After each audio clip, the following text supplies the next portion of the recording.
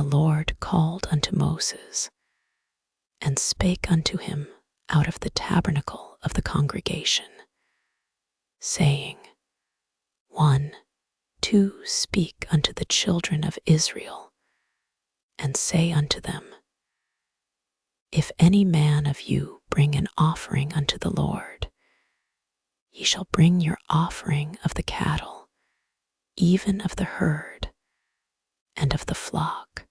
If his offering be a burnt sacrifice of the herd, let him offer a male, without blemish.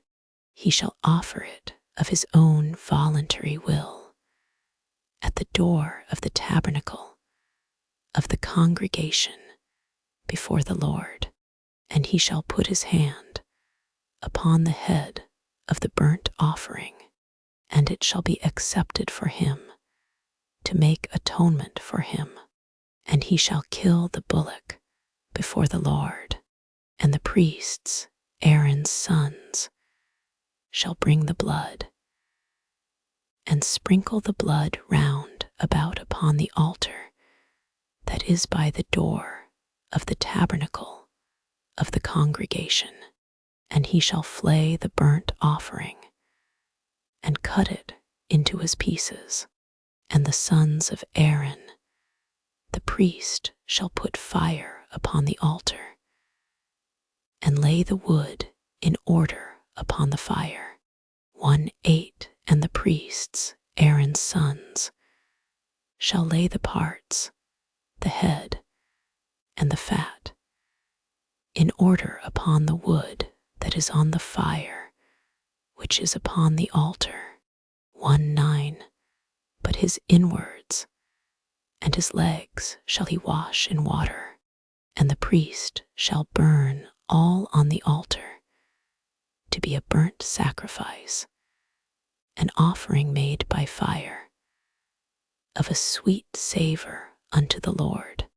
And if his offering be of the flocks, namely, of the sheep, or of the goats, for a burnt sacrifice, he shall bring it a male, without blemish, and he shall kill it on the side of the altar northward before the Lord.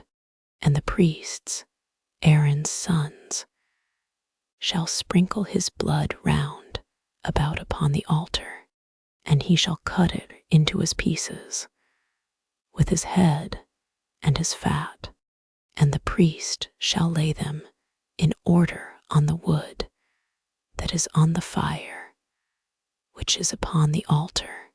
1:13 But he shall wash the inwards and the legs with water, and the priest shall bring it all, and burn it upon the altar. It is a burnt sacrifice, an offering made by fire, of a sweet savour unto the Lord.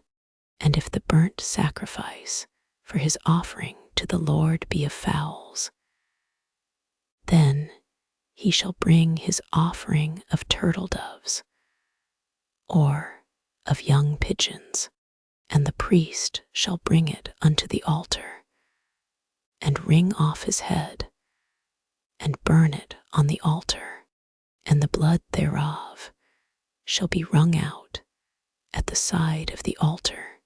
1:16 And he shall pluck away his crop with his feathers, and cast it beside the altar on the east part, by the place of the ashes. 1:17 And he shall cleave it with the wings thereof, but shall not divide it asunder, and the priest shall burn it upon the altar, upon the wood that is upon the fire. It is a burnt sacrifice, an offering made by fire, of a sweet savour unto the Lord. And when any will offer a meat offering unto the Lord, his offering shall be of fine flour, and he shall pour oil upon it, and put frankincense thereon. 2:2 And he shall bring it to Aaron's sons the priests, And he shall take thereout his handful of the flour thereof, and of the oil thereof, with all the frankincense thereof, and the priest shall burn the memorial of it upon the altar, to be an offering made by fire, of a sweet savour unto the Lord. 2, 3. And the remnant of the meat offering shall be Aaron's and his sons. It is a thing most holy of the offerings of the Lord, made by fire. And if thou bring an oblation of a meat offering bacon in the oven, it shall be unleavened cakes of fine flour mingled with oil, or unleavened wafers anointed with oil. And if thy oblation be a meat offering bacon in a pan, it shall be of fine flour unleavened, mingled with oil. Thou shalt part it in pieces, and pour oil thereon. It is a meat offering. And if thy oblation be a meat offering bacon in the frying pan, it shall be made of fine flour with oil. And thou shalt bring the meat offering that is made of these things unto the Lord.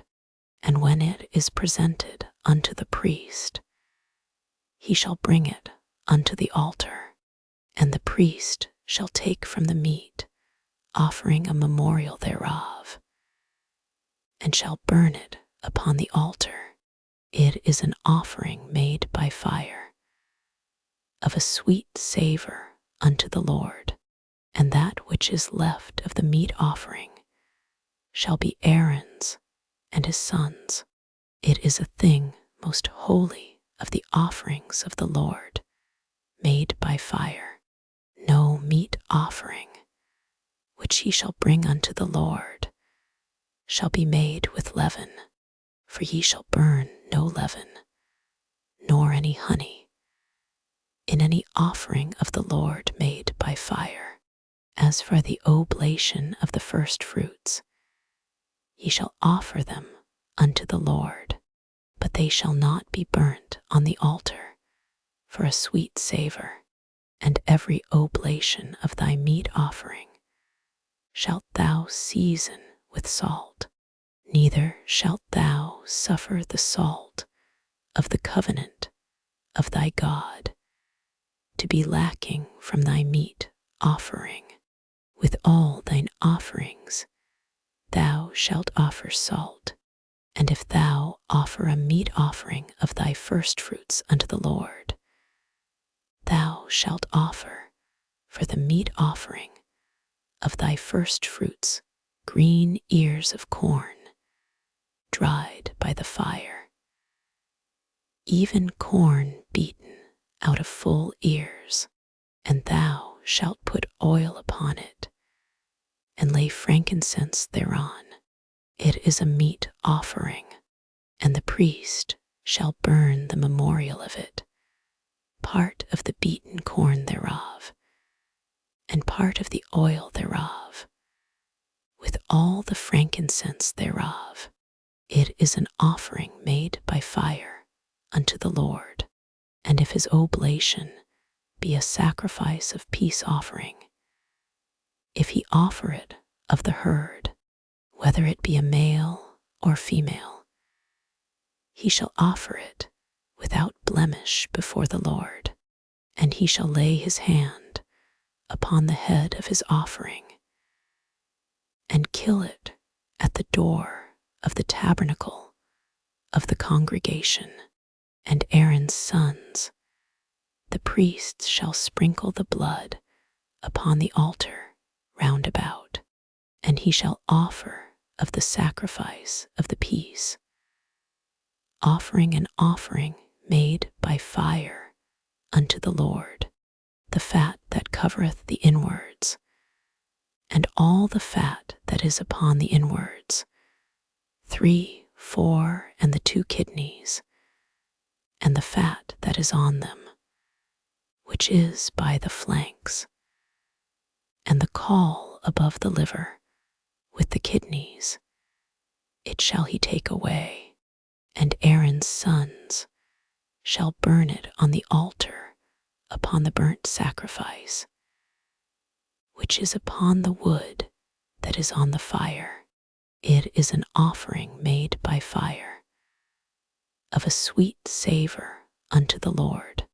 And if his offering for a sacrifice of peace, offering unto the Lord be of the flock, male or female, he shall offer it without blemish. If he offer a lamb for his offering, then shall he offer it before the Lord, and he shall lay his hand upon the head of his offering, and kill it before the tabernacle of the congregation. And Aaron's sons shall sprinkle the blood thereof round about upon the altar, and he shall offer of the sacrifice of the peace, offering an offering made by fire unto the Lord, the fat thereof, and the whole rump, it shall he take off hard by the backbone, and the fat that covereth the inwards, and all the fat that is upon the inwards, 10, and the 2 kidneys, and the fat that is upon them, which is by the flanks, and the caul above the liver, with the kidneys, it shall he take away, and the priest shall burn it upon the altar. It is the food of the offering made by fire unto the Lord.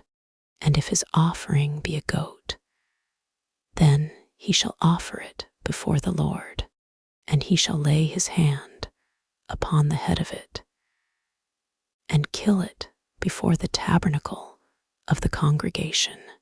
And the sons of Aaron shall sprinkle the blood thereof upon the altar round about, and he shall offer thereof his offering, even an offering made by fire unto the Lord, the fat that covereth the inwards, and all the fat that is upon the inwards, 15, and the 2 kidneys, and the fat that is upon them, which is by the flanks, and the caul above the liver, with the kidneys, it shall he take away, and the priest shall burn them upon the altar.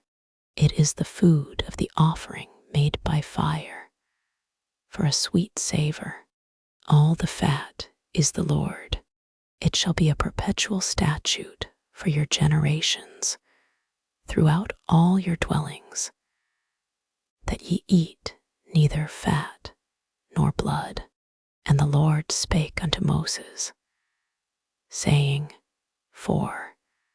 2 Speak unto the children of Israel, saying, If a soul shall sin through ignorance against any of the commandments of the Lord concerning things which ought not to be done, and shall do against any of them, 3 If the priest that is anointed do sin, according to the sin of the people, then let him bring for his sin, which he hath sinned, a young bullock without blemish unto the Lord for a sin offering, and he shall bring the bullock unto the door of the tabernacle of the congregation before the Lord, and shall lay his hand upon the bullock's head, and kill the bullock before the Lord. And the priest that is anointed shall take of the bullock's blood, and bring it to the tabernacle of the congregation. 6 And the priest shall dip his finger in the blood, and sprinkle of the blood 7 times before the Lord, before the veil of the sanctuary. And the priest shall put some of the blood upon the horns of the altar of sweet incense before the Lord, which is in the tabernacle of the congregation, and shall pour all the blood of the bullock at the bottom of the altar of the burnt offering, which is at the door of the tabernacle of the congregation. And he shall take off from it all the fat of the bullock for the sin offering, the fat that covereth the inwards, and all the fat that is upon the inwards, 4, 9, and the 2 kidneys, and the fat that is upon them, which is by the flanks, and the caul above the liver, with the kidneys, it shall he take away, 4, 10, as it was taken off from the bullock of the sacrifice of peace offerings. And the priest shall burn them upon the altar of the burnt offering, and the skin of the bullock, and all his flesh, with his head, and with his legs, and his inwards, and his dung, 4, 12, even the whole bullock shall he carry forth without the camp unto a clean place, where the ashes are poured out, and burn him on the wood with fire. Where the ashes are poured out shall he be burnt.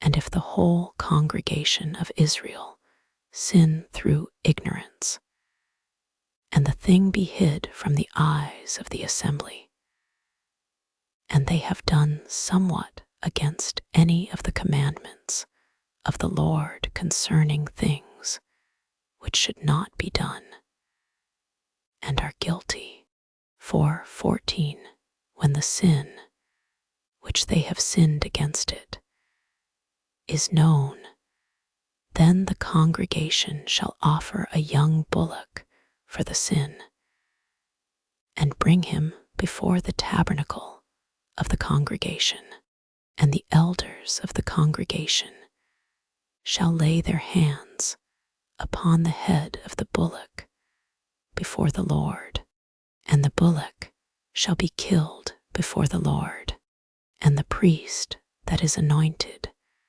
shall bring of the bullock's blood to the tabernacle of the congregation, 4:17, and the priest shall dip his finger in some of the blood, and sprinkle it 7 times before the Lord, even before the veil, and he shall put some of the blood upon the horns of the altar, which is before the Lord, that is in the tabernacle of the congregation, and shall pour out all the blood at the bottom of the altar of the burnt offering, which is at the door of the tabernacle of the congregation.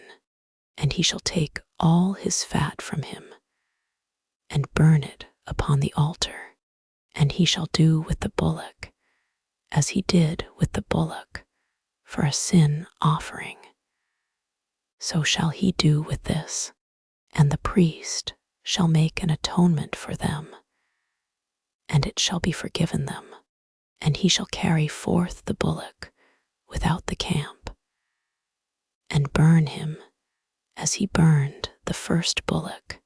It is a sin offering for the congregation, when a ruler hath sinned, and done somewhat through ignorance against any of the commandments of the Lord his God concerning things which should not be done, and is guilty, 4:23, or if his sin, wherein he hath sinned, come to his knowledge, he shall bring his offering, a kid of the goats, a male without blemish, 4:24, and he shall lay his hand upon the head of the goat, and kill it in the place where they kill the burnt offering before the Lord.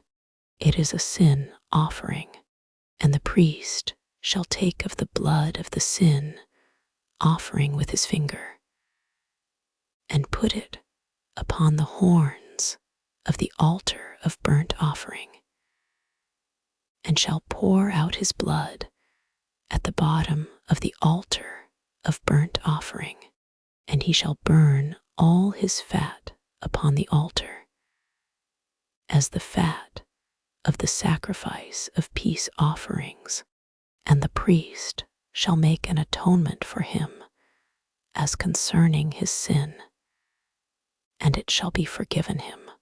And if any one of the common people sin through ignorance, while he doth somewhat against any of the commandments of the Lord concerning things which ought not to be done, and be guilty for 28, or if his sin, which he hath sinned, come to his knowledge, then he shall bring his offering, a kid of the goats, a female without blemish, for his sin which he hath sinned, and he shall lay his hand upon the head of the sin offering, and slay the sin offering in the place of the burnt offering.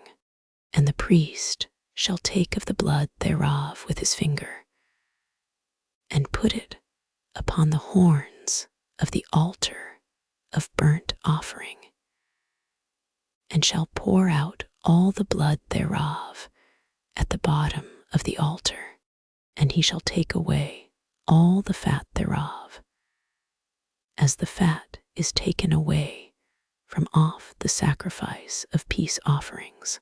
And the priest shall burn it upon the altar for a sweet savor unto the Lord, and the priest shall make an atonement for him, and it shall be forgiven him. And if he bring a lamb for a sin offering, he shall bring it a female without blemish, and he shall lay his hand upon the head of the sin offering, and slay it for a sin offering in the place where they kill the burnt offering.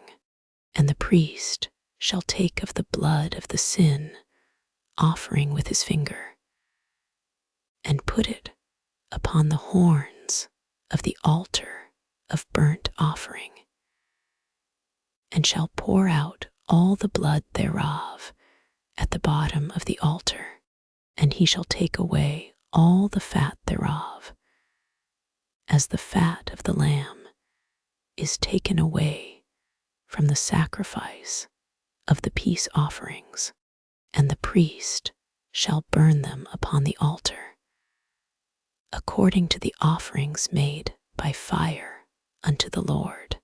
And the priest shall make an atonement for his sin that he hath committed, and it shall be forgiven him.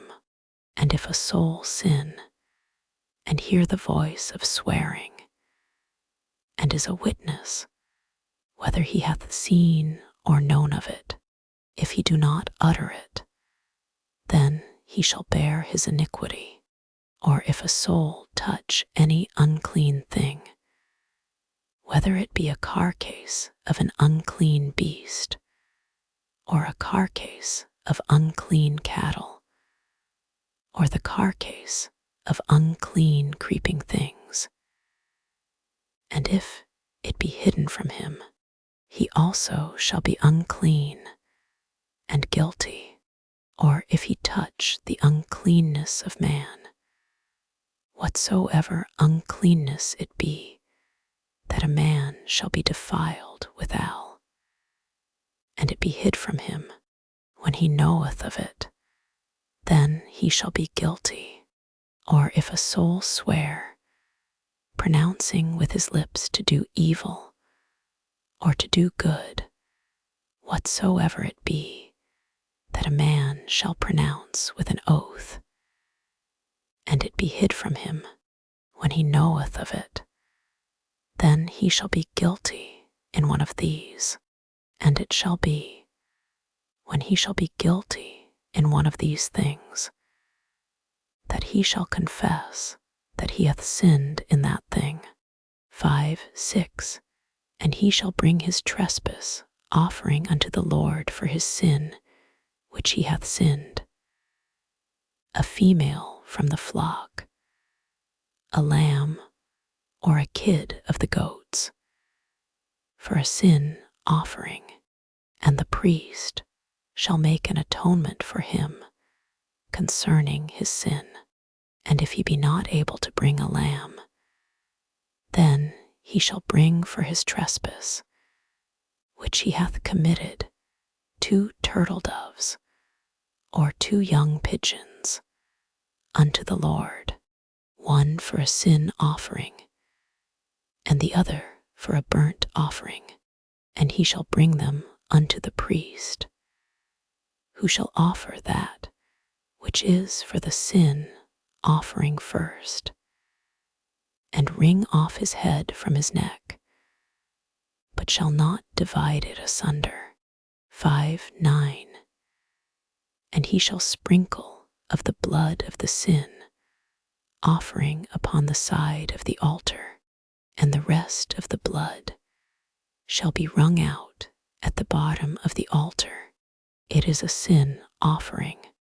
And he shall offer the second for a burnt offering, according to the manner, and the priest shall make an atonement for him for his sin which he hath sinned, and it shall be forgiven him. But if he be not able to bring 2 turtle doves, or 2 young pigeons, then he that sinned shall bring for his offering the 10th part of an ephah of fine flour, for a sin offering. He shall put no oil upon it, neither shall he put any frankincense thereon, for it is a sin offering. Then shall he bring it to the priest, and the priest shall take his handful of it, even a memorial thereof, and burn it on the altar, according to the offerings made by fire unto the Lord. It is a sin offering, and the priest shall make an atonement for him, as touching his sin, that he hath sinned in one of these, and it shall be forgiven him, and the remnant shall be the priest's, as a meat offering. And the Lord spake unto Moses, saying, 5:15 If a soul commit a trespass, and sin through ignorance in the holy things of the Lord, then he shall bring for his trespass unto the Lord a ram without blemish out of the flocks, with thy estimation by shekels of silver, after the shekel of the sanctuary, for a trespass offering. And he shall make amends for the harm that he hath done in the holy thing, and shall add the 5th part thereto, and give it unto the priest, and the priest shall make an atonement for him with the ram of the trespass offering, and it shall be forgiven him. And if a soul sin, and commit any of these things which are forbidden to be done by the commandments of the Lord, though he wist it not, yet is he guilty, and shall bear his iniquity. And he shall bring a ram without blemish out of the flock, with thy estimation, for a trespass offering unto the priest, and the priest shall make an atonement for him concerning his ignorance, wherein he erred and wist it not, and it shall be forgiven him. It is a trespass offering. He hath certainly trespassed against the Lord. And the Lord spake unto Moses, saying, 6. 2. If a soul sin, and commit a trespass against the Lord, and lie unto his neighbour in that which was delivered him to keep, or in fellowship, or in a thing taken away by violence, or hath deceived his neighbour. 6. 3. Or have found that which was lost, and lieth concerning it, and sweareth falsely in any of all these that a man doth, sinning therein. 6. For then it shall be, because he hath sinned and is guilty, that he shall restore that which he took violently away, or the thing which he hath deceitfully gotten, or that which was delivered him to keep, or the lost thing which he found. 6. 5. Or all that about which he hath sworn falsely, he shall even restore it in the principal, and shall add the 5th part more thereto, and give it unto him to whom it appertaineth in the day of his trespass offering. And he shall bring his trespass offering unto the Lord, a ram without blemish out of the flock, with thy estimation for a trespass offering unto the priest. 6. 7. And the priest shall make an atonement for him before the Lord, and it shall be forgiven him for anything of all that he hath done in trespassing therein. And the Lord spake unto Moses, saying, 6. 9. Command Aaron and his sons, saying, This is the law of the burnt offering. It is the burnt offering, because of the burning upon the altar all night unto the morning.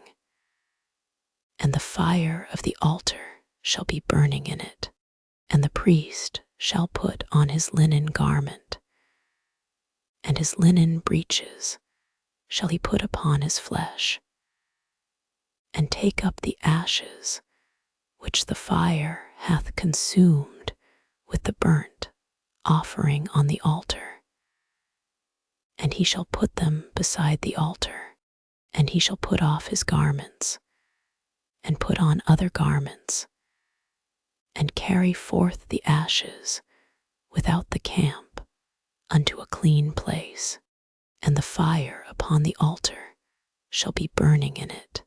It shall not be put out, and the priest shall burn wood on it every morning, and lay the burnt offering in order upon it, and he shall burn thereon the fat of the peace offerings. The fire shall ever be burning upon the altar. It shall never go out. And this is the law of the meat offering. The sons of Aaron shall offer it before the Lord, before the altar, and he shall take of it his handful, of the flour of the meat offering, and of the oil thereof, and all the frankincense which is upon the meat offering, and shall burn it upon the altar for a sweet savour, even the memorial of it unto the Lord. And the remainder thereof shall Aaron and his sons eat with unleavened bread. Shall it be eaten in the holy place, in the court of the tabernacle of the congregation. They shall eat it. It shall not be baken with leaven. I have given it unto them for their portion of my offerings made by fire. It is most holy, as is the sin offering, and as the trespass offering. All the males among the children of Aaron shall eat of it. It shall be a statute forever in your generations, concerning the offerings of the Lord, made by fire. Every one that toucheth them shall be holy. And the Lord spake unto Moses, saying, 6:20 This is the offering of Aaron and of his sons, which they shall offer unto the Lord in the day when he is anointed, the 10th part of an ephah of fine flour, for a meat offering perpetual, half of it in the morning, and half thereof at night. In a pan it shall be made with oil, and when it is baken, thou shalt bring it in, and the baken pieces of the meat offering shalt thou offer for a sweet savour unto the Lord. And the priest of his sons that is anointed in his stead shall offer it. It is a statute for ever unto the Lord. It shall be wholly burnt. For every meat offering for the priest shall be wholly burnt. It shall not be eaten. And the Lord spake unto Moses, saying, 6:25 Speak unto Aaron and to his sons, saying, This is the law of the sin offering. In the place where the burnt offering is killed, shall the sin offering be killed before the Lord. It is most holy. The priest that offereth it for sin shall eat it. In the holy place shall it be eaten, in the court of the tabernacle of the congregation. Whatsoever shall touch the flesh thereof shall be holy. And when there is sprinkled of the blood thereof upon any garment, thou shalt wash that whereon it was sprinkled in the holy place, but the earthen vessel wherein it is sodden shall be broken. And if it be sodden in a brasen pot, it shall be both scoured and rinsed in water. All the males among the priests shall eat thereof. It is most holy, and no sin offering, whereof any of the blood is brought into the tabernacle of the congregation to reconcile withal in the holy place, shall be eaten. It shall be burnt in the fire. Likewise this is the law of the trespass offering. It is most holy. In the place where they kill the burnt offering shall they kill the trespass offering, and the blood thereof shall he sprinkle round about upon the altar, and he shall offer of it all the fat thereof, the rump, and the fat that covereth the inwards, 7, 4, and the 2 kidneys, and the fat that is on them, which is by the flanks, and the caul that is above the liver, with the kidneys, it shall he take away. 7, 5, and the priest shall burn them upon the altar, for an offering made by fire unto the Lord. It is a trespass offering. Every male among the priests shall eat thereof. It shall be eaten in the holy place. It is most holy. As the sin offering is, so is the trespass offering. There is one law for them.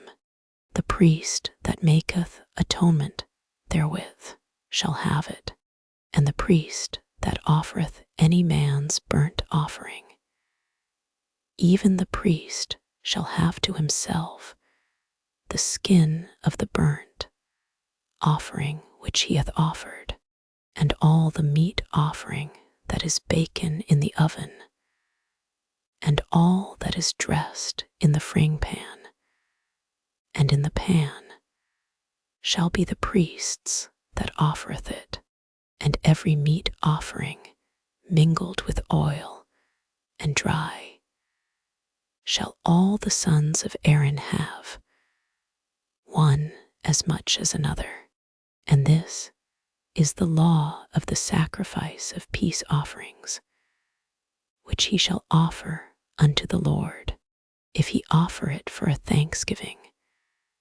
Then he shall offer with the sacrifice of thanksgiving unleavened cakes mingled with oil, and unleavened wafers anointed with oil, and cakes mingled with oil of fine flour fried. Besides the cakes, he shall offer for his offering leavened bread with the sacrifice of thanksgiving of his peace offerings, and of it he shall offer one out of the whole oblation for an heave offering unto the Lord. And it shall be the priest's that sprinkleth the blood of the peace offerings and the flesh of the sacrifice of his peace offerings for thanksgiving shall be eaten the same day that it is offered. He shall not leave any of it until the morning. But if the sacrifice of his offering be a vow or a voluntary offering, it shall be eaten the same day that he offereth his sacrifice, and on the morrow also the remainder of it shall be eaten. But the remainder of the flesh of the sacrifice on the third day shall be burnt with fire. And if any of the flesh of the sacrifice of his peace offerings be eaten at all on the third day, it shall not be accepted, neither shall it be imputed unto him that offereth it.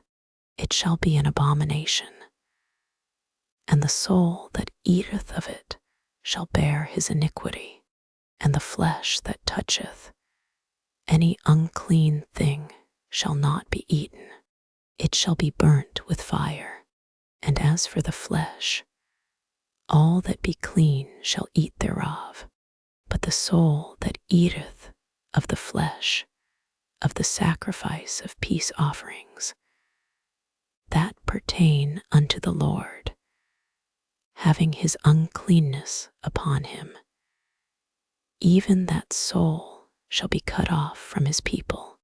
Moreover, the soul that shall touch any unclean thing, as the uncleanness of man, or any unclean beast, or any abominable unclean thing, and eat of the flesh of the sacrifice of peace offerings, which pertain unto the Lord, even that soul shall be cut off from his people.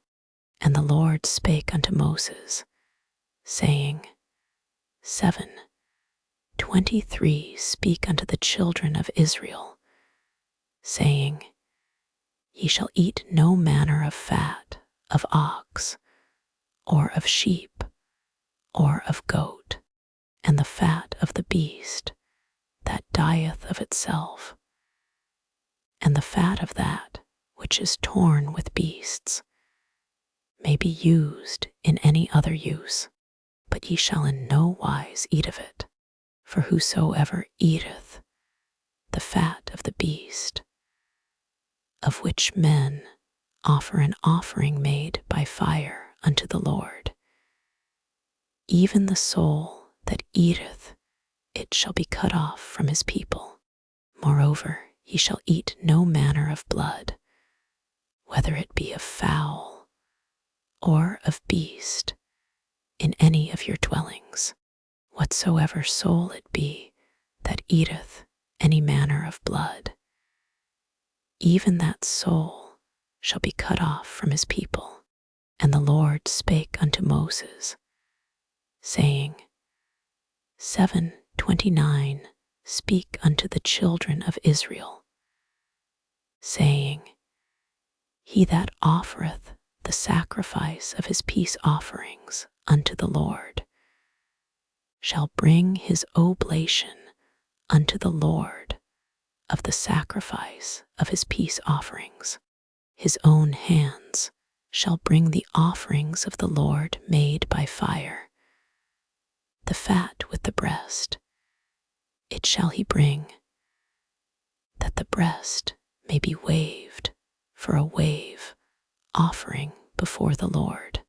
And the priest shall burn the fat upon the altar, but the breast shall be Aaron's and his sons', and the right shoulder shall ye give unto the priest for an heave offering of the sacrifices of your peace offerings.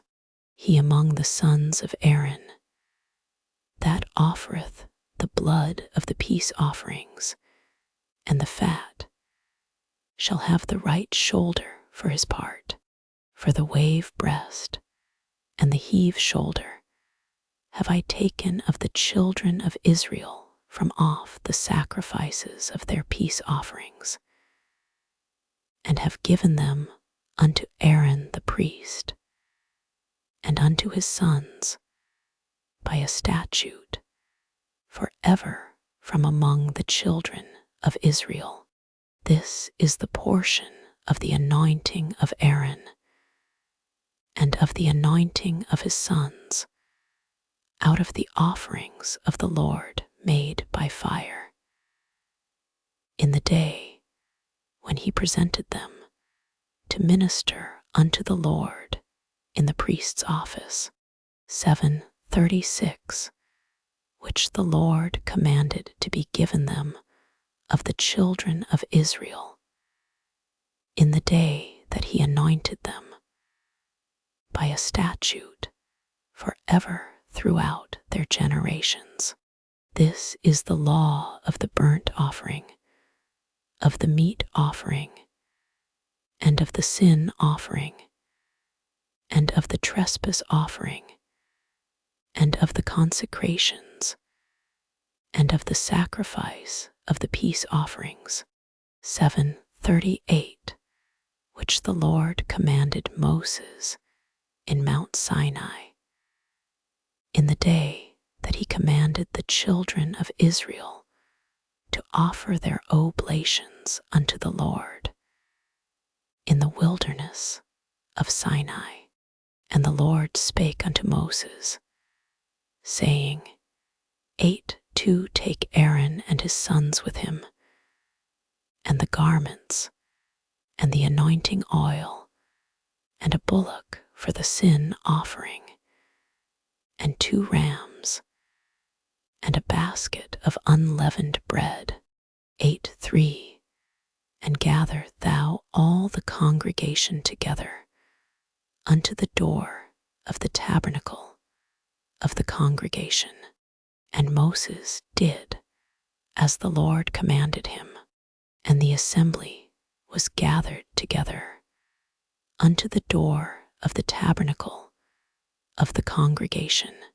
And Moses said unto the congregation, This is the thing which the Lord commanded to be done.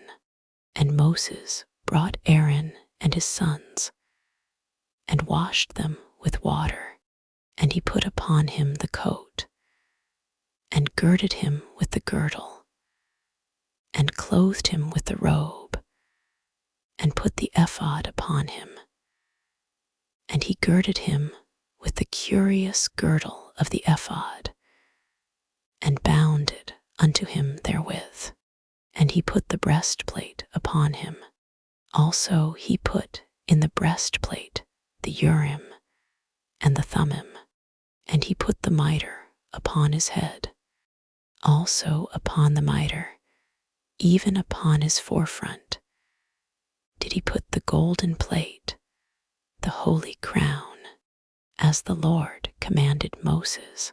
And Moses took the anointing oil, and anointed the tabernacle, and all that was therein, and sanctified them.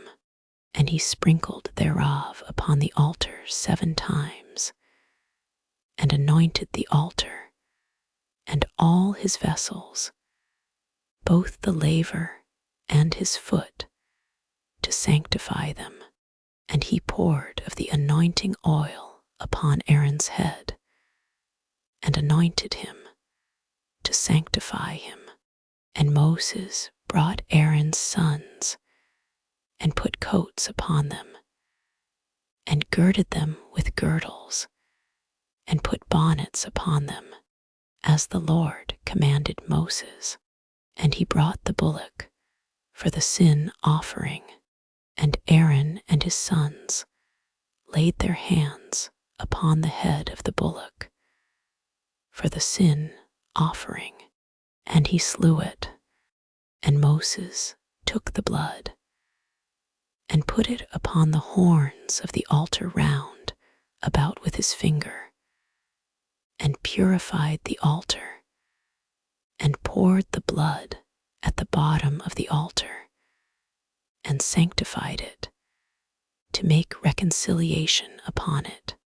And he took all the fat that was upon the inwards, and the caul above the liver, and the 2 kidneys, and their fat.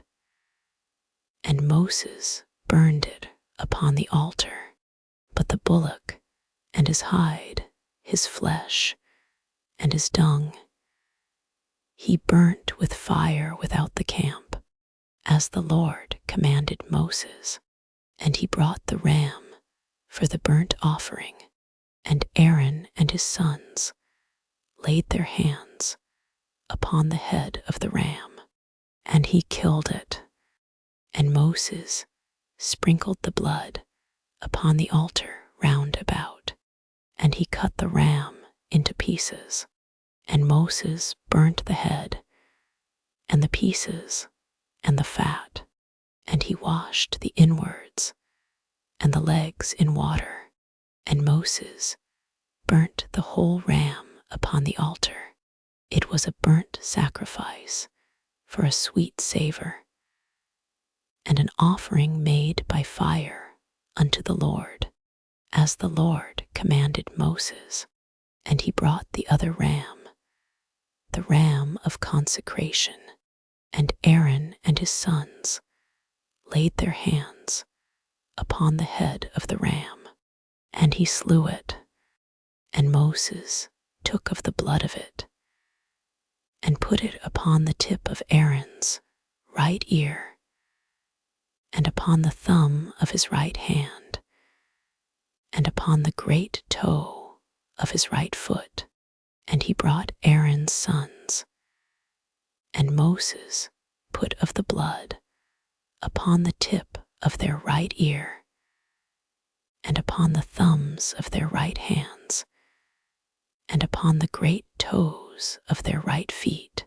And Moses sprinkled the blood upon the altar round about.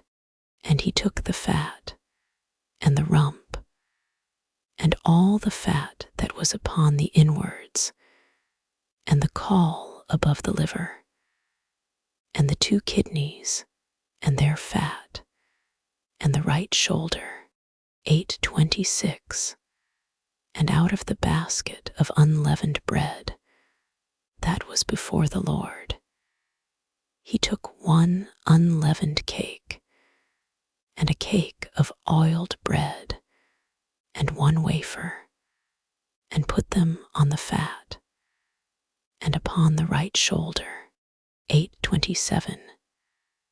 And he put all upon Aaron's hands, and upon his sons' hands, and waved them for a wave offering before the Lord. And Moses took them from off their hands, and burnt them on the altar upon the burnt offering. They were consecrations for a sweet savor. It is an offering made by fire unto the Lord. And Moses took the breast, and waved it for a wave offering before the Lord. For of the ram of consecration it was Moses' part, as the Lord commanded Moses.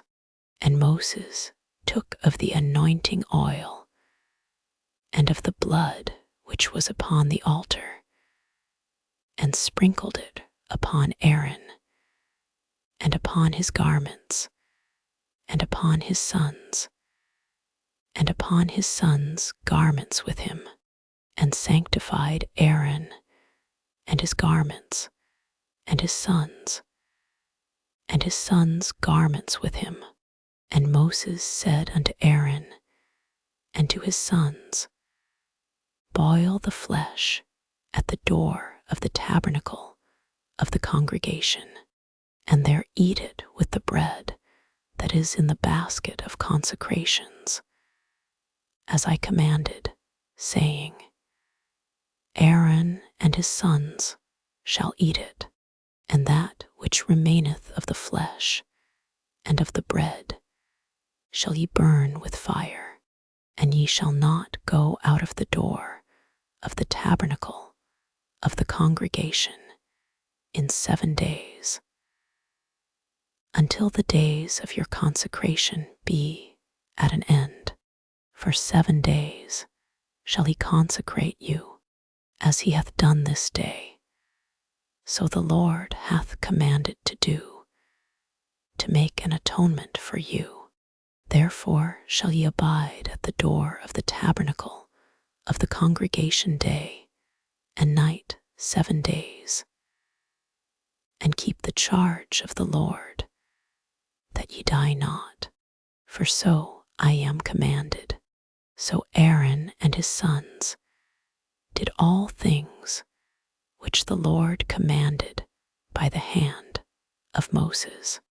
And it came to pass on the 8th day that Moses called Aaron and his sons and the elders of Israel 9:2, and he said unto Aaron, Take thee a young calf for a sin offering, and a ram for a burnt offering, without blemish, and offer them before the Lord. And unto the children of Israel thou shalt speak, saying, Take ye a kid of the goats for a sin offering, and a calf and a lamb, both of the first year, without blemish, for a burnt offering. 9:4, also a bullock, and a ram for peace offerings, to sacrifice before the Lord, and a meat offering mingled with oil. For today the Lord will appear unto you. And they brought that which Moses commanded before the tabernacle of the congregation. And all the congregation drew near and stood before the Lord. And Moses said, This is the thing which the Lord commanded that ye should do, and the glory of the Lord shall appear unto you. And Moses said unto Aaron, Go unto the altar, and offer thy sin offering, and thy burnt offering, and make an atonement for thyself, and for the people, and offer the offering of the people, and make an atonement for them, as the Lord commanded.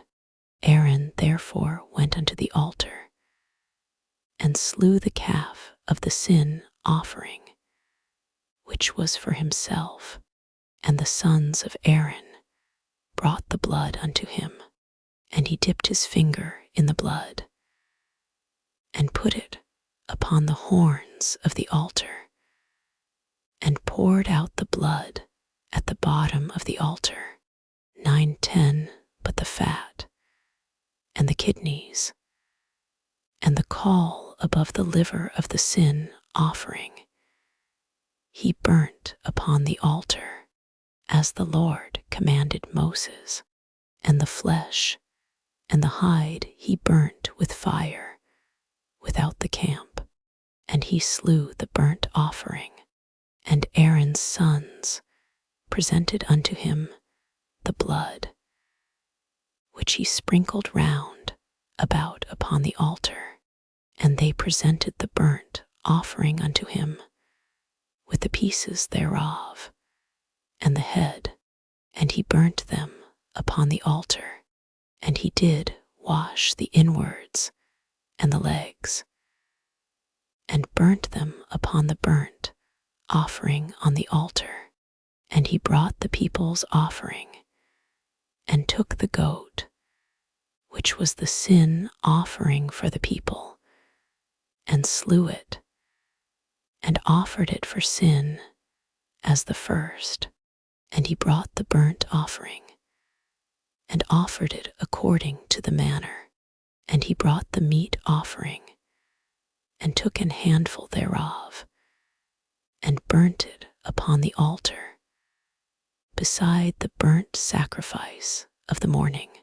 He slew also the bullock and the ram for a sacrifice of peace offerings, which was for the people. And Aaron's sons presented unto him the blood, which he sprinkled upon the altar round about. 19, and the fat of the bullock, and of the ram, the rump, and that which covereth the inwards, and the kidneys, and the caul above the liver. And they put the fat upon the breasts, and he burnt the fat upon the altar. 9:21. And the breasts, and the right shoulder, Aaron waved for a wave offering before the Lord, as Moses commanded. And Aaron lifted up his hand toward the people, and blessed them, and came down from offering of the sin offering, and the burnt offering, and peace offerings. And Moses and Aaron went into the tabernacle of the congregation, and came out, and blessed the people. And the glory of the Lord appeared unto all the people. And there came a fire out from before the Lord, and consumed upon the altar the burnt offering and the fat, which when all the people saw, they shouted, and fell on their faces. And Nadab and Abihu, the sons of Aaron, took either of them his censer, and put fire therein, and put incense thereon, and offered strange fire before the Lord, which he commanded them not. And there went out fire from the Lord, and devoured them, and they died before the Lord. Then Moses said unto Aaron, This is it that the Lord spake, saying, I will be sanctified in them that come nigh me, and before all the people I will be glorified. And Aaron held his peace, and Moses called Mishael and Elzaphan, the sons of Uzziel, the uncle of Aaron, and said unto them, Come near, carry your brethren from before the sanctuary out of the camp. So they went near, and carried them in their coats out of the camp, as Moses had said.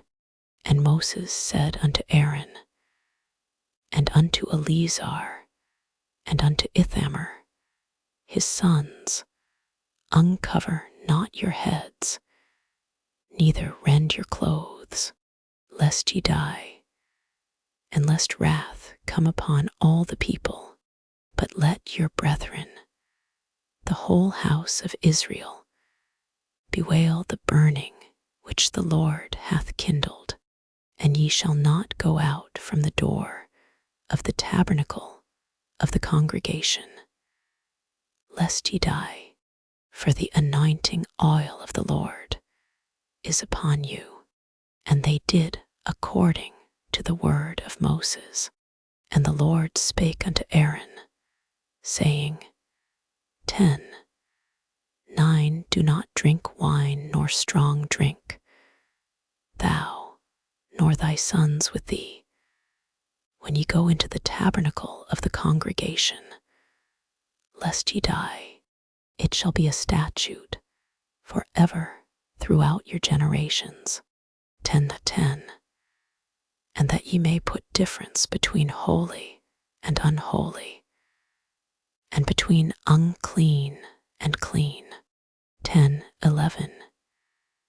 And that ye may teach the children of Israel all the statutes which the Lord hath spoken unto them by the hand of Moses.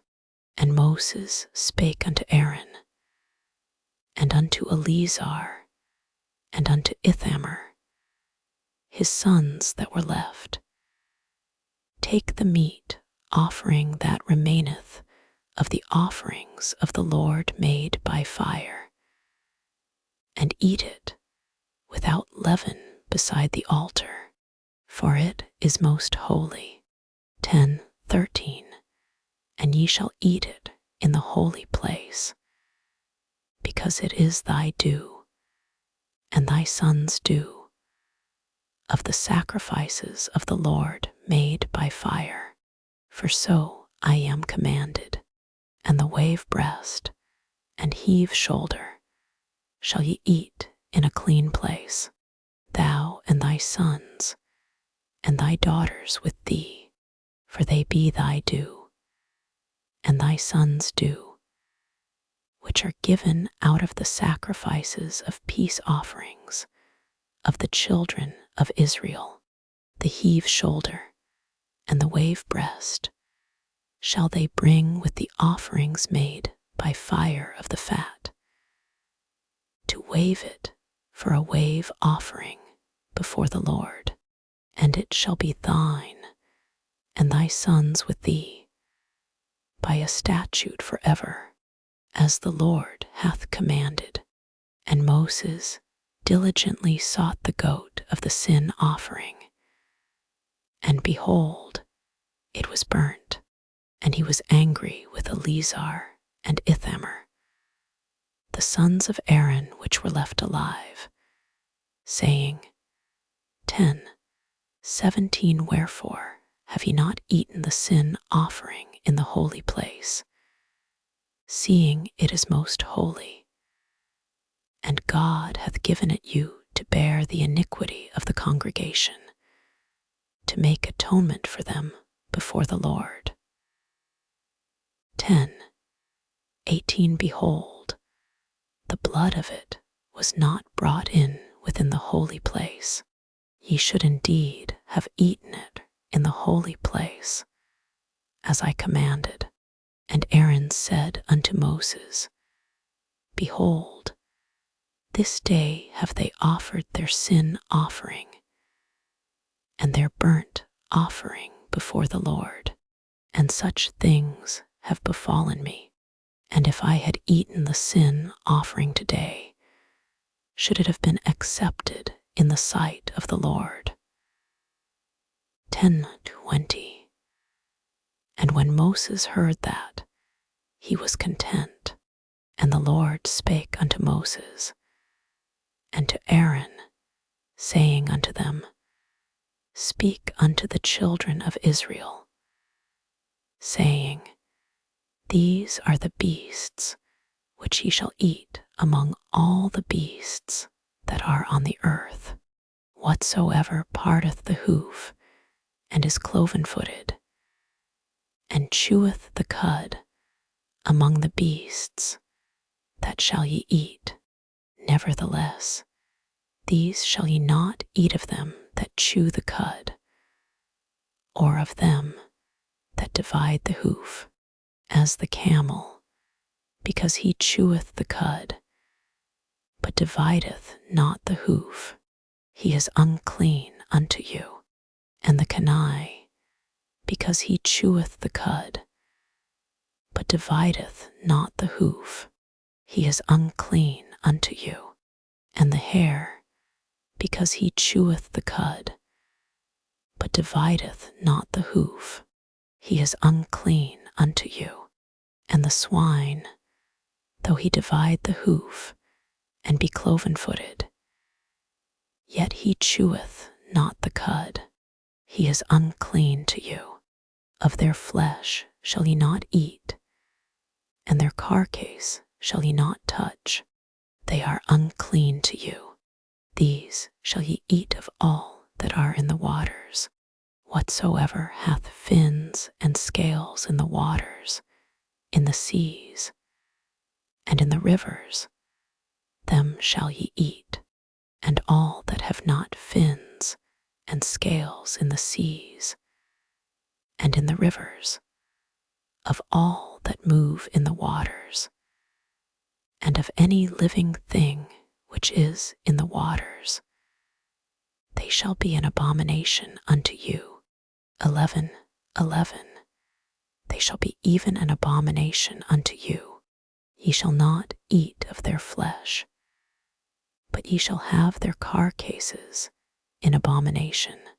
Whatsoever hath no fins nor scales in the waters, that shall be an abomination unto you. And these are they which ye shall have in abomination among the fowls. They shall not be eaten. They are an abomination. The eagle and the ossifrage and the osprey. 11:14. And the vulture, and the kite after his kind. 11:15. Every raven after his kind. 11:16. And the owl, and the night hawk, and the cuckoo, and the hawk after his kind. 11:17. And the little owl, and the cormorant, and the great owl. 11:18. And the swan, and the pelican, and the jeer eagle. 11:19. And the stork, the heron after her kind, and the lapwing, and the bat. All fowls that creep, going upon all four, shall be an abomination unto you.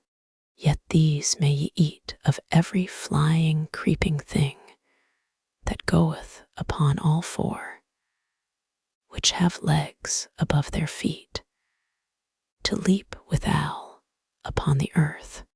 11:22. Even these of them ye may eat. The locust after his kind, and the bald locust after his kind, and the beetle after his kind, and the grasshopper after his kind. But all other flying, creeping things, which have 4 feet, shall be an abomination unto you, and for these ye shall be unclean. Whosoever toucheth the carcase of them shall be unclean until the even, and whosoever beareth aught of the carcase of them shall wash his clothes, and be unclean until the even. The carcases of every beast which divideth the hoof, and is not cloven-footed, nor cheweth the cud, are unclean unto you. Every one that toucheth them shall be unclean, and whatsoever goeth upon his paws. Among all manner of beasts that go on all four, those are unclean unto you. Whoso toucheth their carcase shall be unclean until the even, and he that beareth the carcase of them shall wash his clothes, and be unclean until the even. They are unclean unto you. These also shall be unclean unto you among the creeping things that creep upon the earth, the weasel and the mouse, and the tortoise after his kind. 11:30. And the ferret, and the chameleon, and the lizard, and the snail, and the mole. These are unclean to you among all that creep. Whosoever doth touch them when they be dead shall be unclean until the even, and upon whatsoever any of them, when they are dead, doth fall, it shall be unclean, whether it be any vessel of wood, or raiment, or skin, or sack, whatsoever vessel it be, wherein any work is done, it must be put into water, and it shall be unclean until the even, so it shall be cleansed, and every earthen vessel, whereinto any of them falleth, whatsoever is in it shall be unclean, and ye shall break it. Of all meat which may be eaten, that on which such water cometh shall be unclean, and all drink that may be drunk in every such vessel shall be unclean, and everything whereupon any part of their carcase falleth shall be unclean, whether it be oven or ranges for pots, they shall be broken down, for they are unclean, and shall be unclean unto you. Nevertheless, a fountain or pit, wherein there is plenty of water, shall be clean, but that which toucheth their carcase shall be unclean. And if any part of their carcase fall upon any sowing seed which is to be sown, it shall be clean. But if any water be put upon the seed, and any part of their carcase fall thereon, it shall be unclean unto you.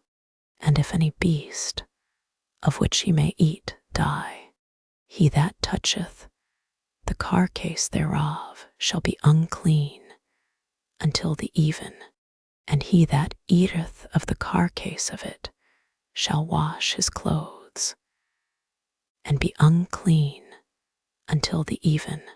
He also that beareth the carcase of it shall wash his clothes, and be unclean until the even.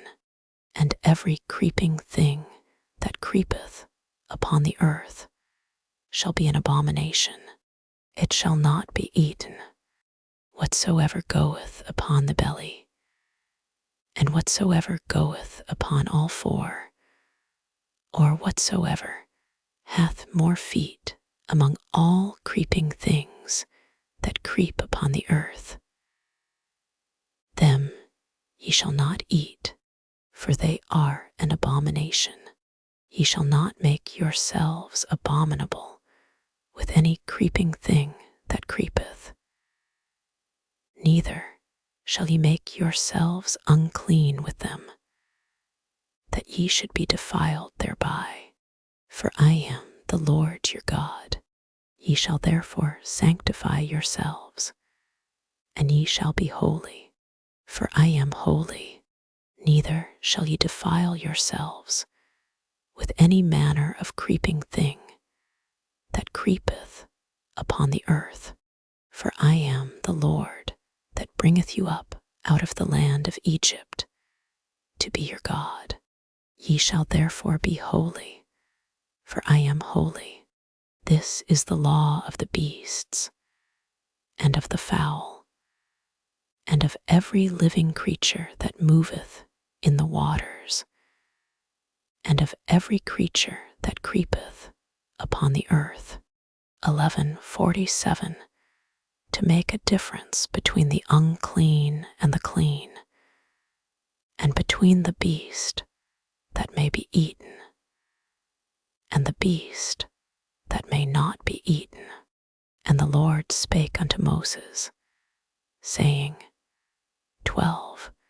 To speak unto the children of Israel, saying, if a woman have conceived seed, and born a man child, then she shall be unclean 7 days, according to the days of the separation for her infirmity shall she be unclean.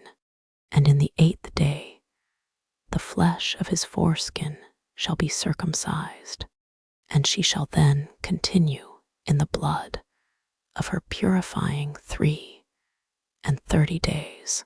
She shall touch no hallowed thing, nor come into the sanctuary, until the days of her purifying be fulfilled.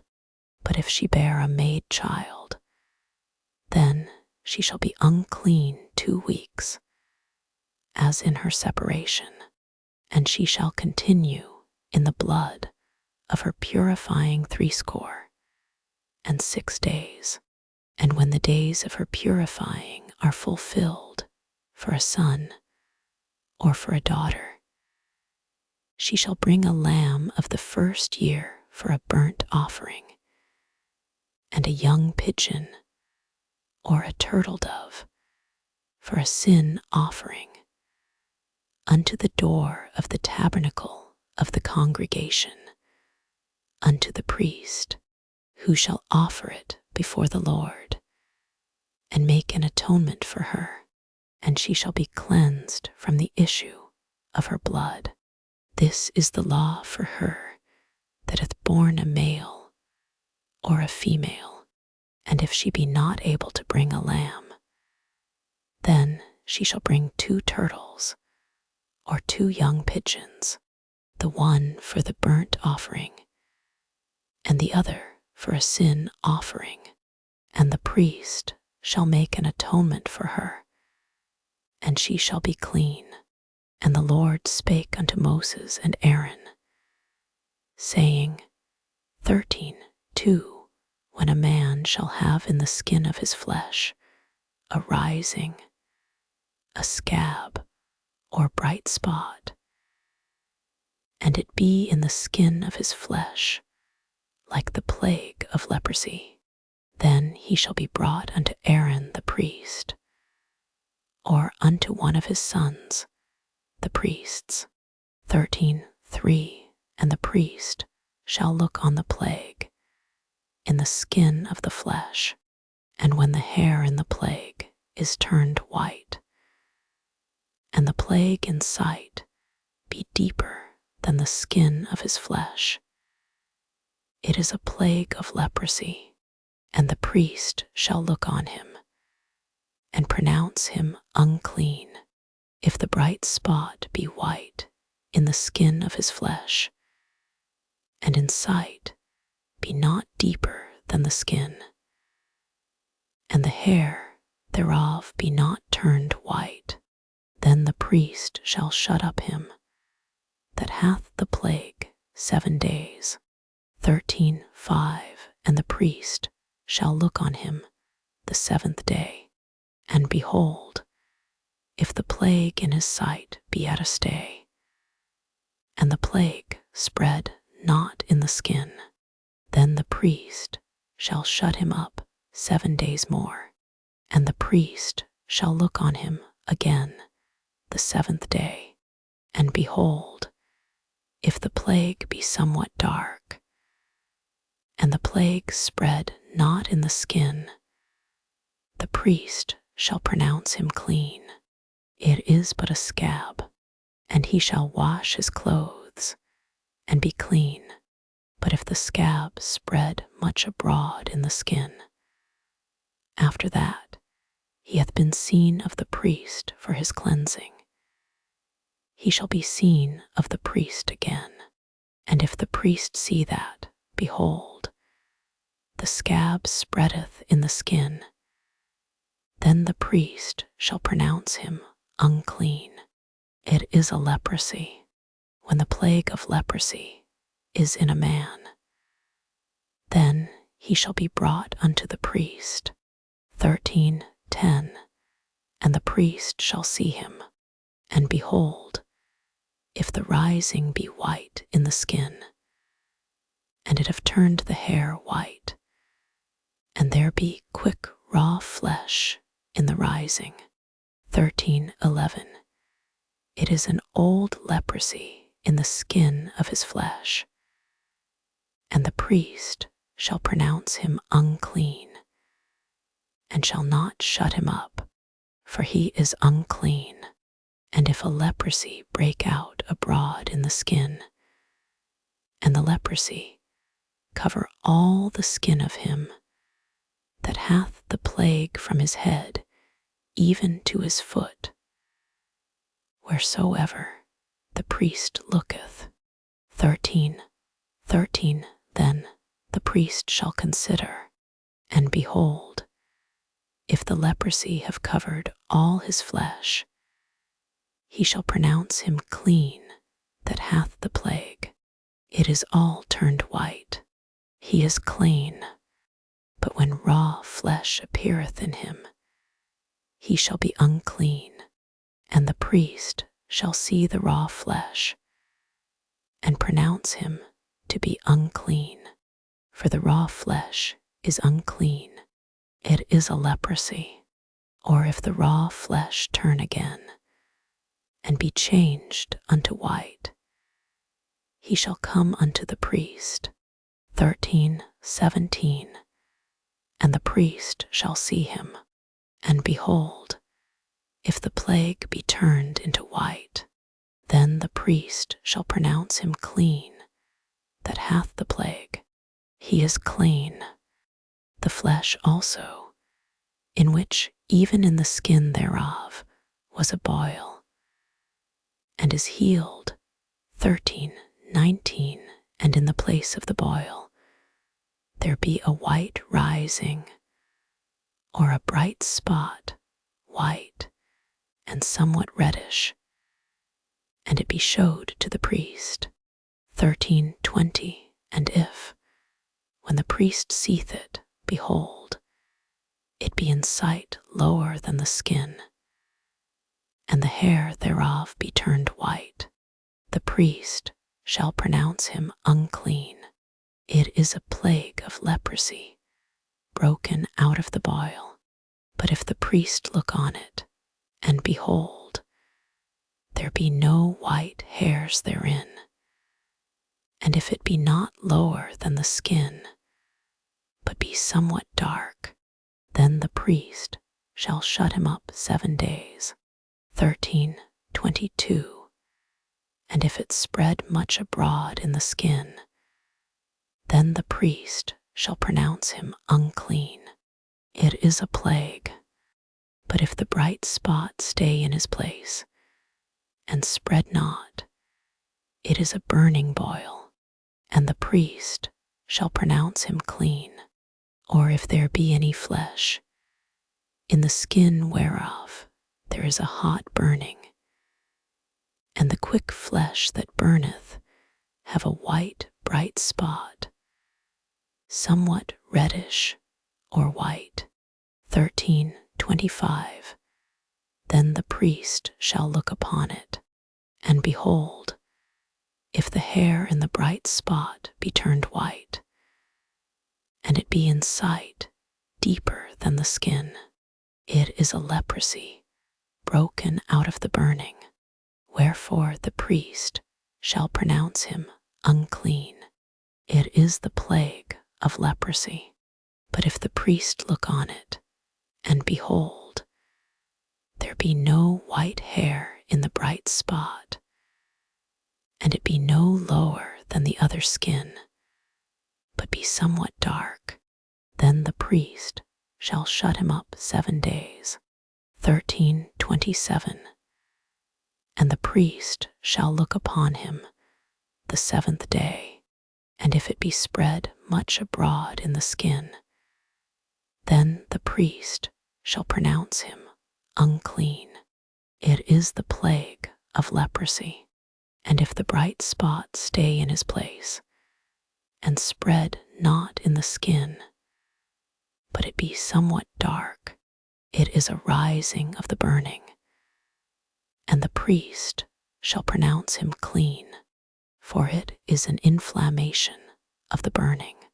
If a man or woman have a plague upon the head or the beard, then the priest shall see the plague, and behold, if it be in sight deeper than the skin, and there be in it a yellow thin hair, then the priest shall pronounce him unclean. It is a dry scall, even a leprosy upon the head or beard. And if the priest look on the plague of the scall, and behold, it be not in sight deeper than the skin, and that there is no black hair in it, then the priest shall shut up him that hath the plague of the scall 7 days. 13:32. And in the 7th day the priest shall look on the plague, and behold, if the scall spread not, and there be in it no yellow hair, and the scall be not in sight deeper than the skin, 13:33, he shall be shaven, but the scall shall he not shave, and the priest shall shut up him that hath the scall 7 days more, and in the 7th day the priest shall look on the scall, and behold, if the scall be not spread in the skin, nor be in sight deeper than the skin, then the priest shall pronounce him clean, and he shall wash his clothes and be clean. But if the scall spread much in the skin after his cleansing, then the priest shall look on him, and behold, if the scall be spread in the skin, the priest shall not seek for yellow hair. He is unclean. But if the scall be in his sight at a stay, and that there is black hair grown up therein, the scall is healed, he is clean, and the priest shall pronounce him clean. If a man also, or a woman, have in the skin of their flesh bright spots, even white bright spots, 13:39, then the priest shall look, and behold, if the bright spots in the skin of their flesh be darkish white, it is a freckled spot that groweth in the skin, he is clean. And the man whose hair is fallen off his head, he is bald, yet is he clean. And he that hath his hair fallen off from the part of his head toward his face, he is forehead bald, yet is he clean. And if there be in the bald head or bald forehead a white reddish sore, it is a leprosy sprung up in his bald head or his bald forehead.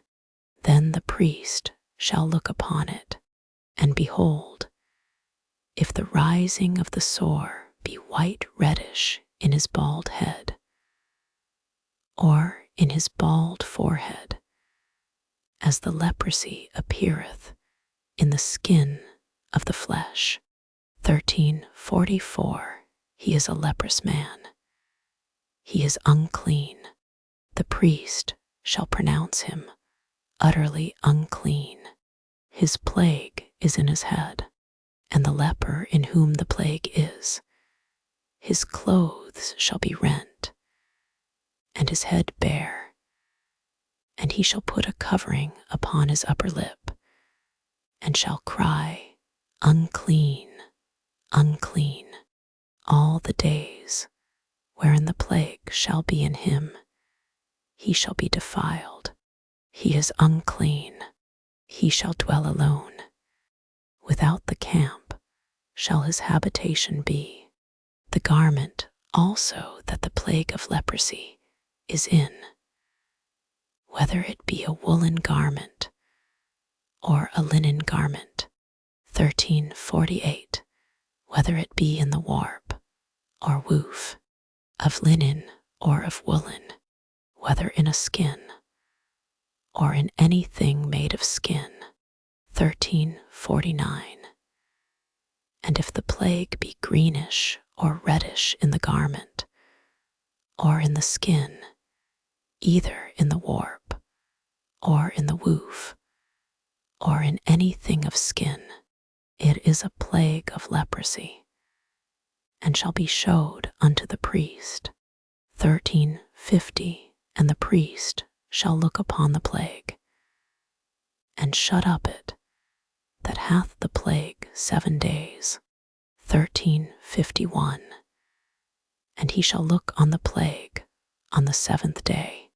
If the plague be spread in the garment, either in the warp, or in the woof, or in a skin, or in any work that is made of skin, the plague is a fretting leprosy. It is unclean. He shall therefore burn that garment, whether warp or woof, in woolen, or in linen, or anything of skin, wherein the plague is, for it is a fretting leprosy. It shall be burnt in the fire.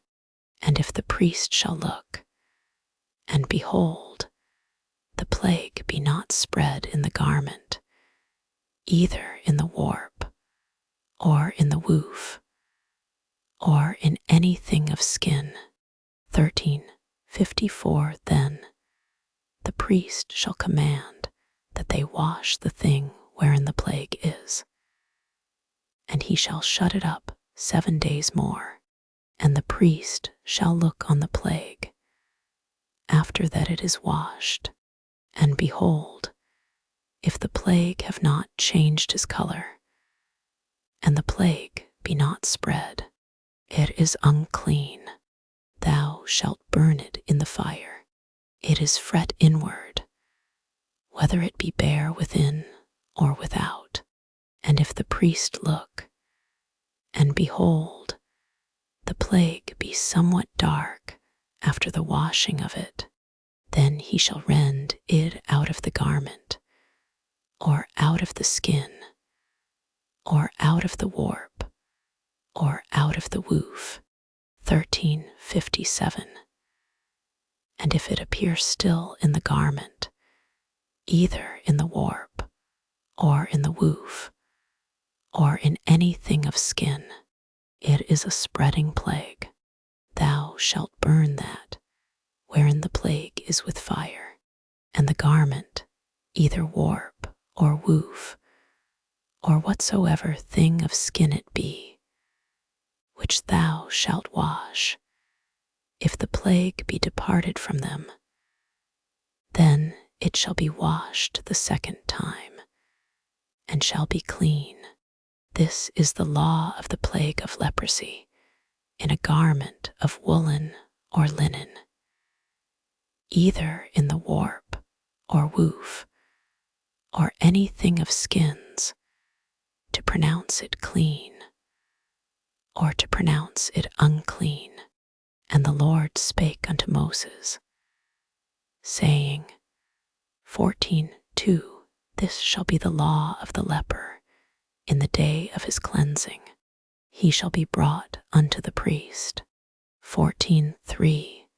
And the priest shall go forth out of the camp, and the priest shall look, and behold, if the plague of leprosy be healed in the leper.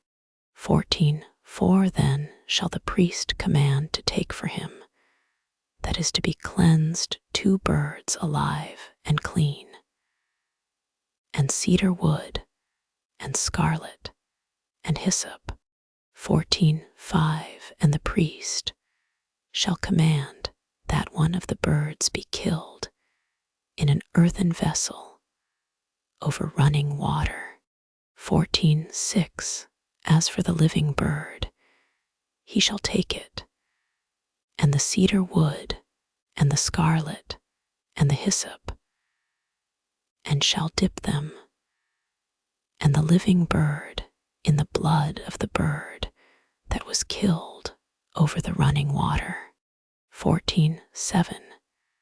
And he shall sprinkle upon him that is to be cleansed from the leprosy 7 times, and shall pronounce him clean, and shall let the living bird loose into the open field, and he that is to be cleansed shall wash his clothes, and shave off all his hair, and wash himself in water, that he may be clean.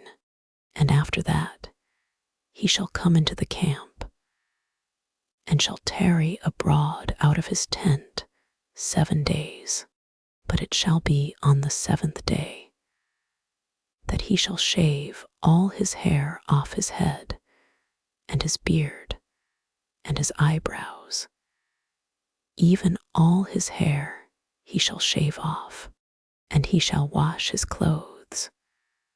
Also he shall wash his flesh in water, and he shall be clean. And on the 8th day he shall take 2 he-lambs without blemish, and 1 ewe lamb of the first year without blemish, and 3/10 deals of fine flour for a meat offering, mingled with oil, and 1 log of oil.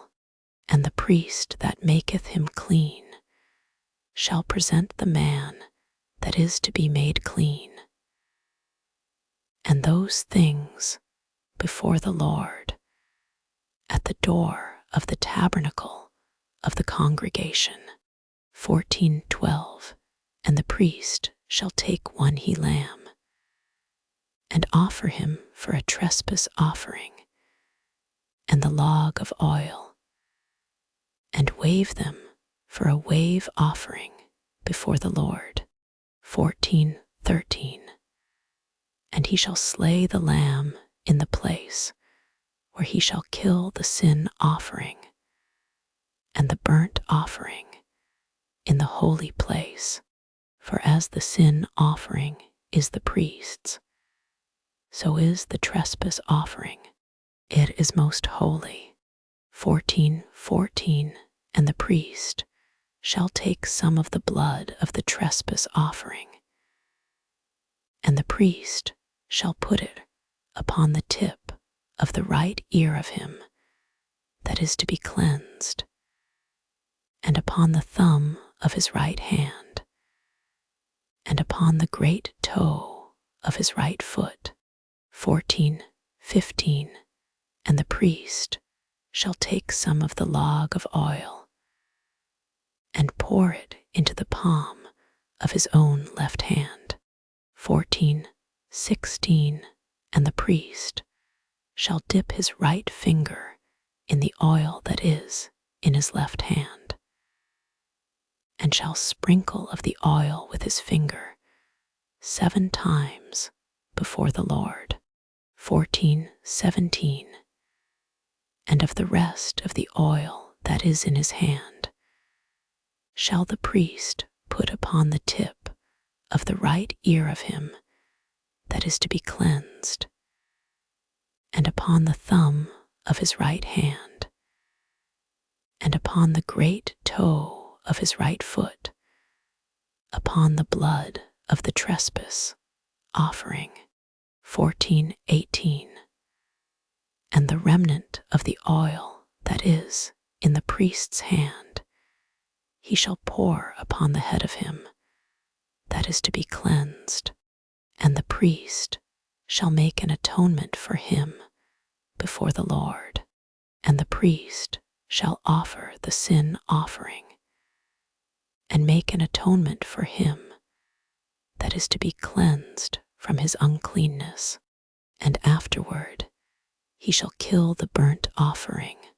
14:20. And the priest shall offer the burnt offering and the meat offering upon the altar, and the priest shall make an atonement for him, and he shall be clean.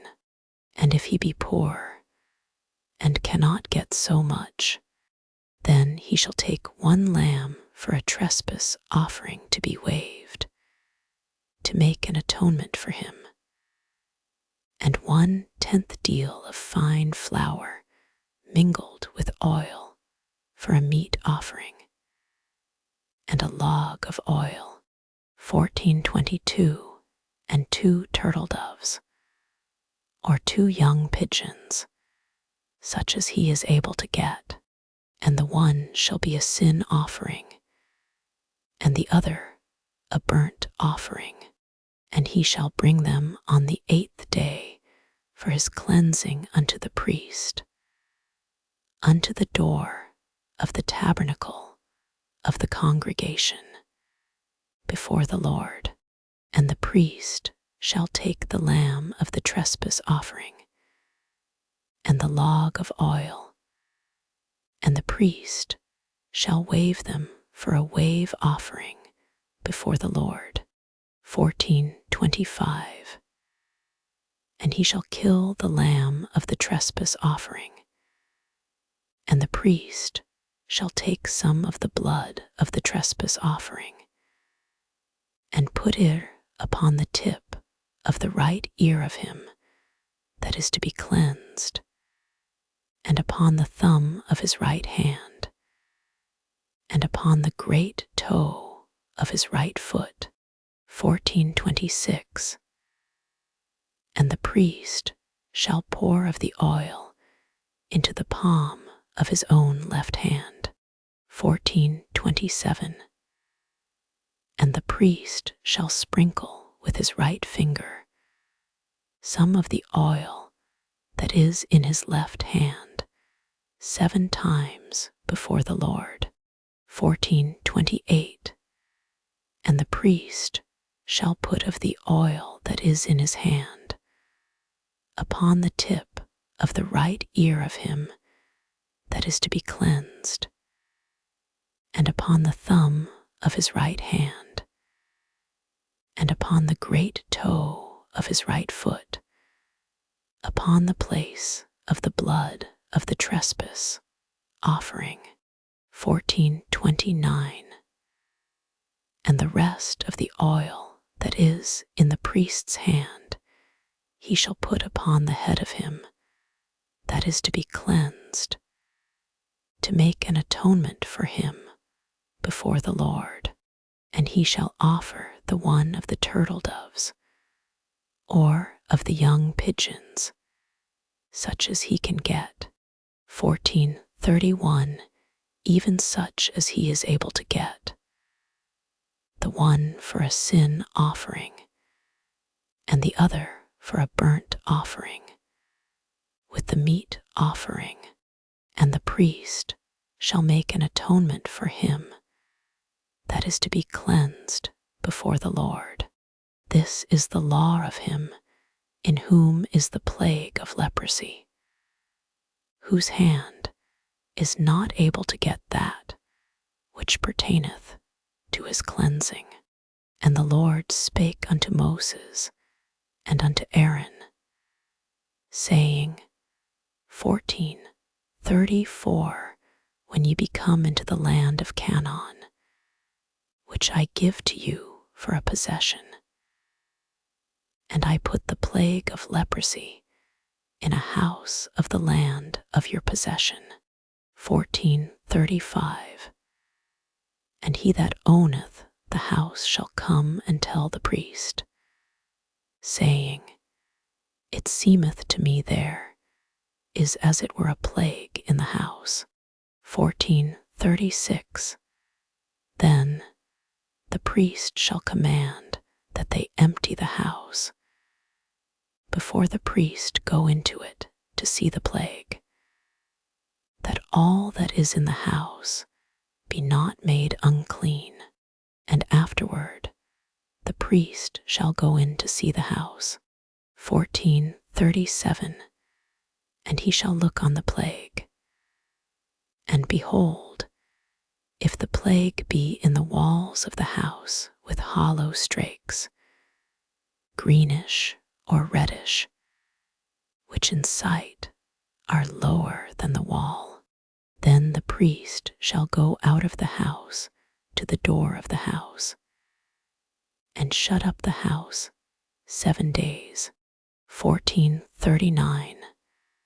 And the priest shall come again the 7th day, and shall look, and behold, if the plague be spread in the walls of the house.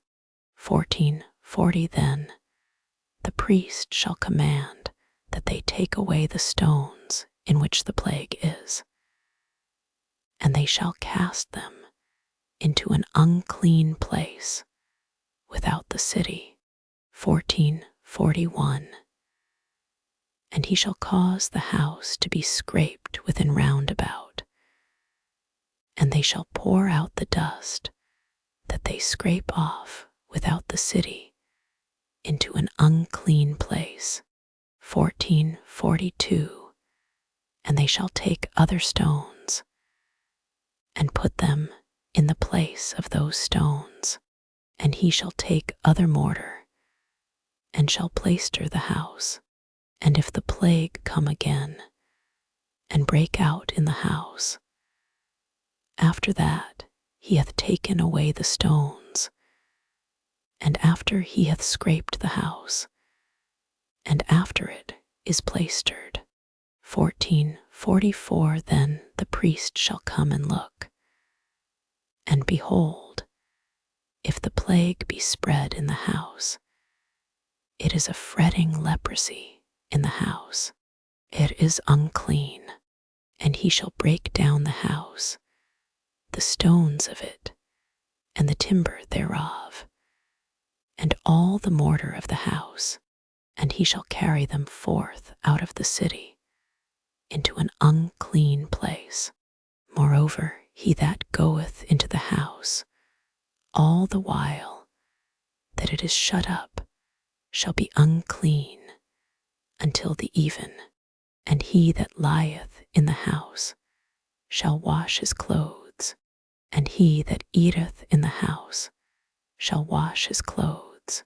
And if the priest shall come in and look upon it, and behold, the plague hath not spread in the house, after the house was plaistered, then the priest shall pronounce the house clean, because the plague is healed.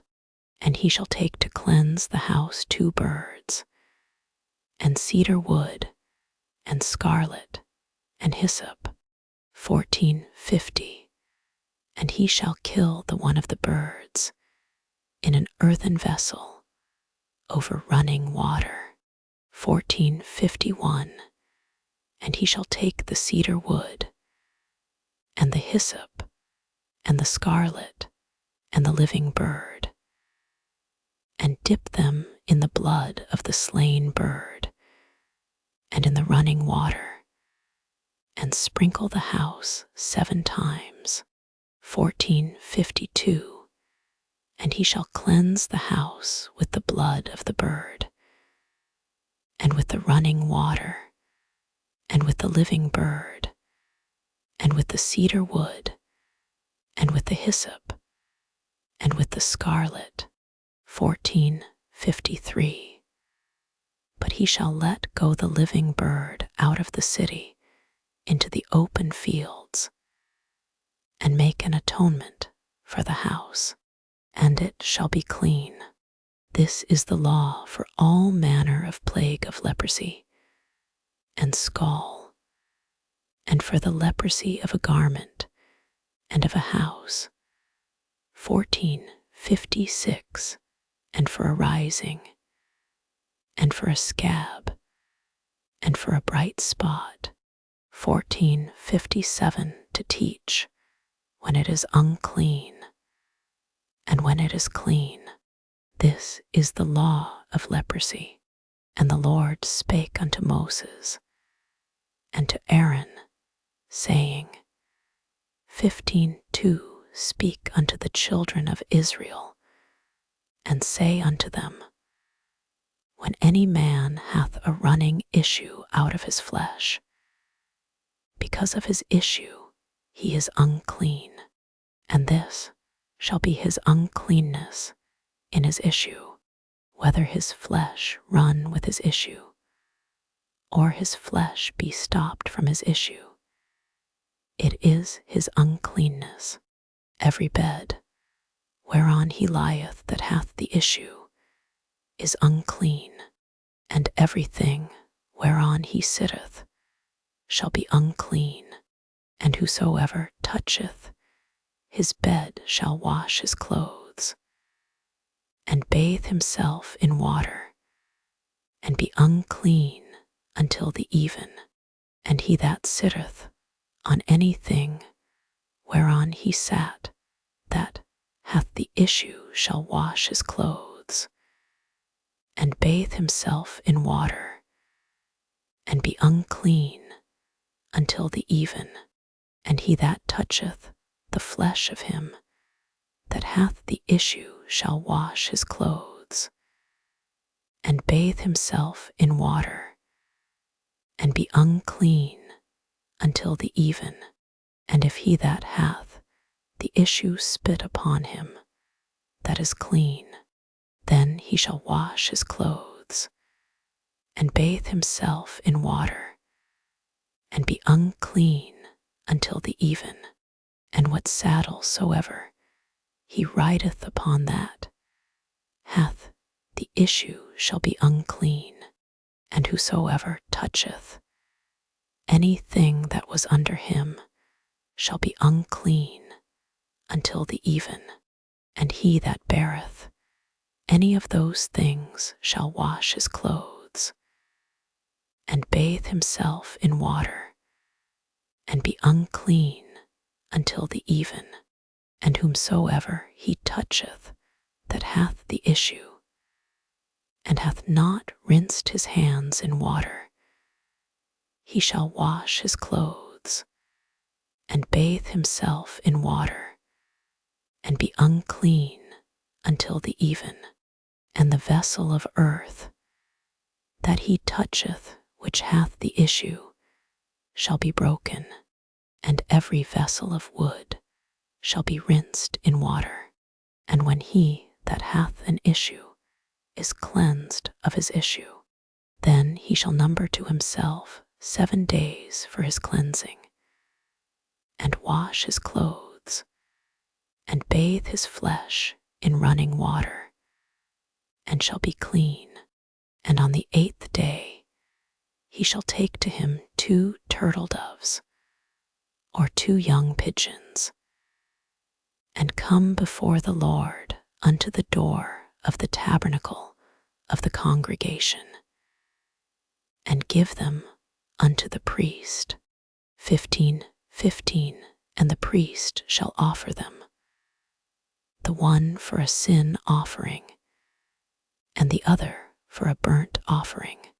And the priest shall make an atonement for him before the Lord for his issue. And if any man's seed of copulation go out from him, then he shall wash all his flesh in water, and be unclean until the even. And every garment and every skin whereon is the seed of copulation shall be washed with water, and be unclean until the even. The woman also with whom man shall lie with seed of copulation, they shall both bathe themselves in water, and be unclean until the even. And if a woman have an issue, and her issue in her flesh be blood, she shall be put apart 7 days, and whosoever toucheth her shall be unclean until the even. And everything that she lieth upon in her separation shall be unclean. Everything also that she sitteth upon shall be unclean. And whosoever toucheth her bed shall wash his clothes, and bathe himself in water, and be unclean until the even.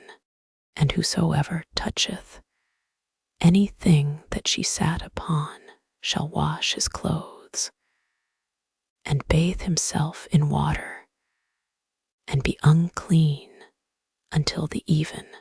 And if it be on her bed, or on anything whereon she sitteth, when he toucheth it, he shall be unclean until the even. And if any man lie with her at all, and her flowers be upon him, he shall be unclean 7 days. And all the bed whereon he lieth shall be unclean. And if a woman have an issue of her blood many days out of the time of her separation, or if it run beyond the time of her separation, all the days of the issue of her uncleanness shall be as the days of her separation. She shall be unclean. Every bed whereon she lieth all the days of her issue shall be unto her as the bed of her separation, and whatsoever she sitteth upon shall be unclean, as the uncleanness of her separation. And whosoever toucheth those things shall be unclean, and shall wash his clothes, and bathe himself in water, and be unclean until the even.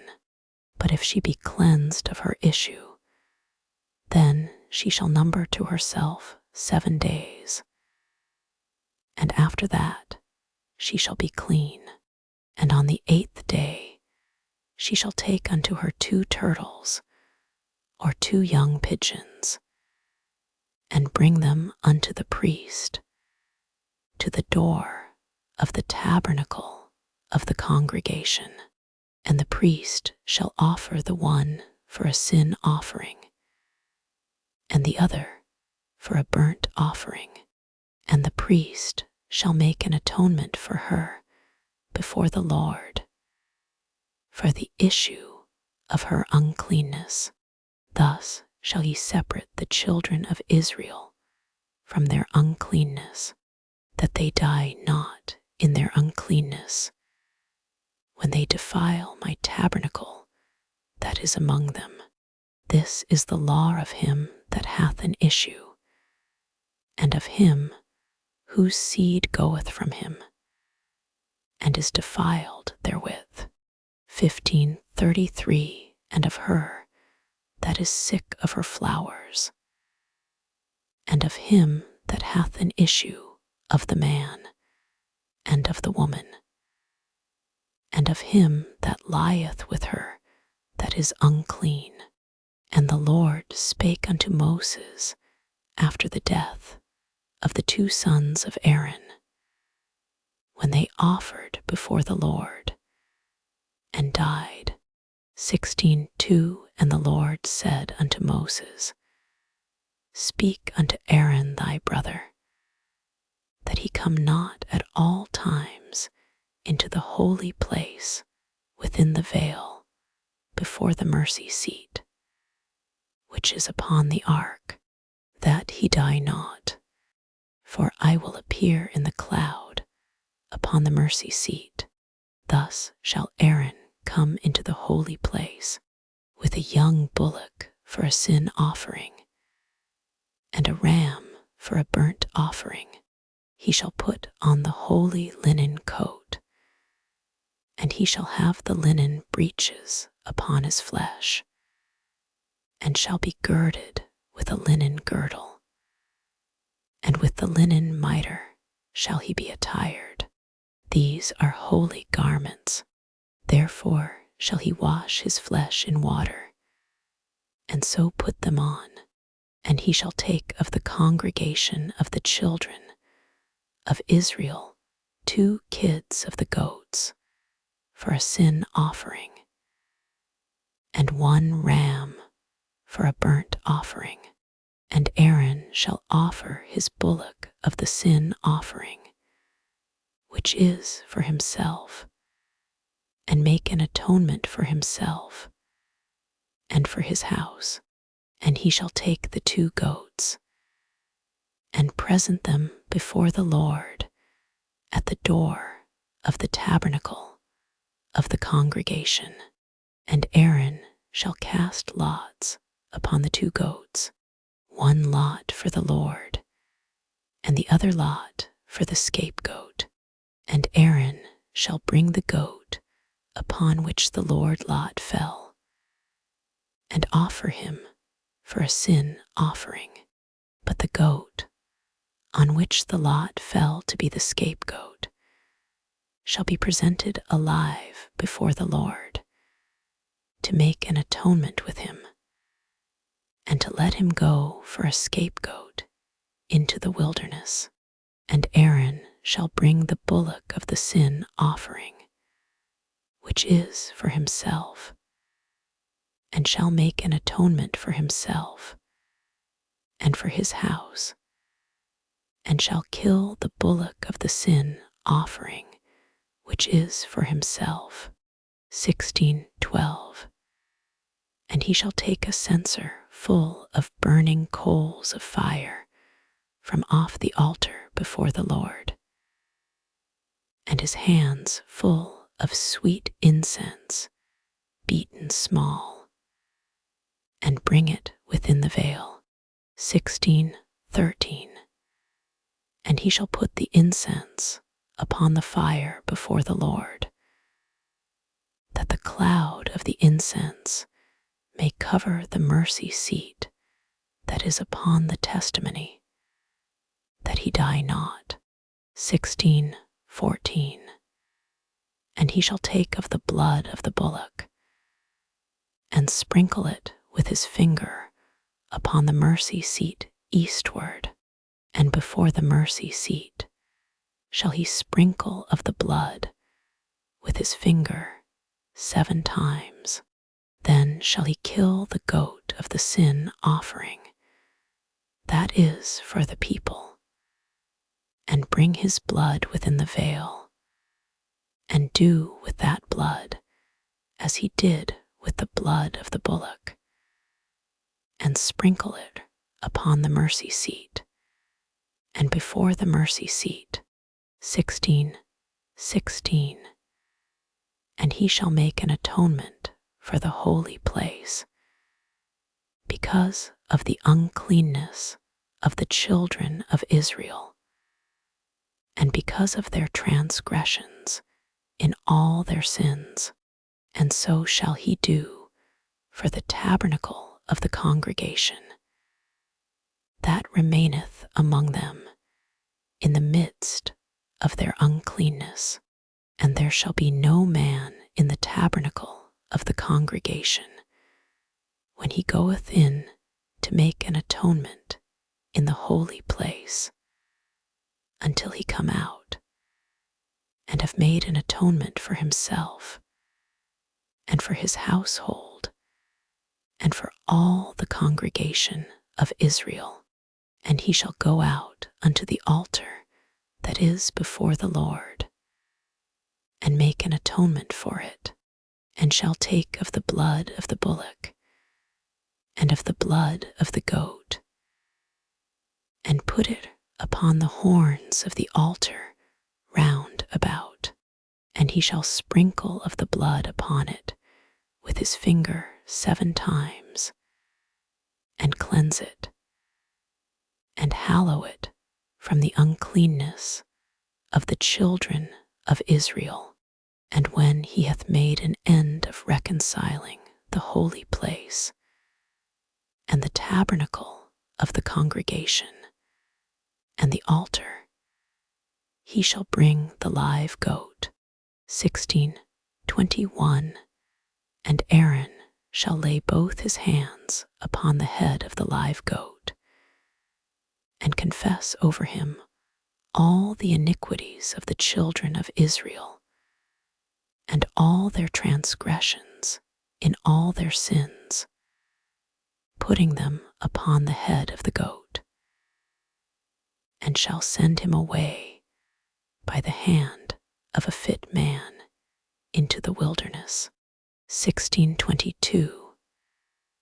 And the goat shall bear upon him all their iniquities unto a land not inhabited, and he shall let go the goat in the wilderness. And Aaron shall come into the tabernacle of the congregation, and shall put off the linen garments which he put on when he went into the holy place, and shall leave them there. 16:24.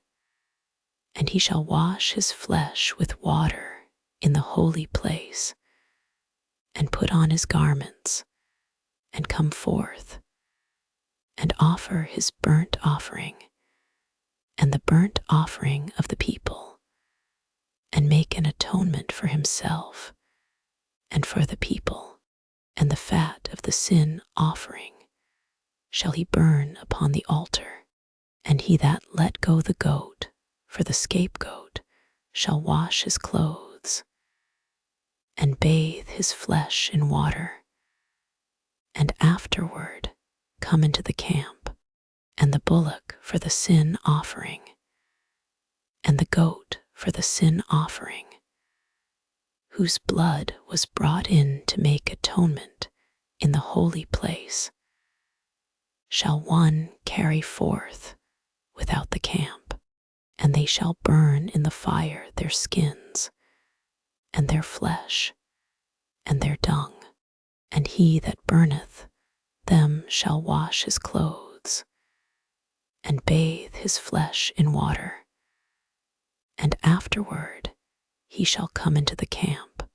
And this shall be a statute forever unto you, that in the 7th month, on the 10th day of the month, ye shall afflict your souls, and do no work at all, whether it be one of your own country, or a stranger that sojourneth among you. 16:30 For on that day shall the priest make an atonement for you, to cleanse you, that ye may be clean from all your sins before the Lord.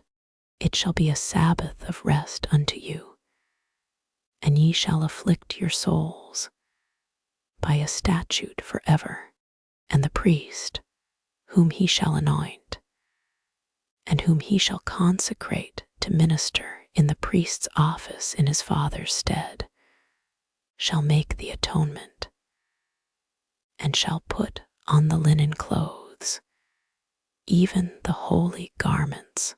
16:33 And he shall make an atonement for the holy sanctuary, and he shall make an atonement for the tabernacle of the congregation, and for the altar, and he shall make an atonement for the priests, and for all the people of the congregation.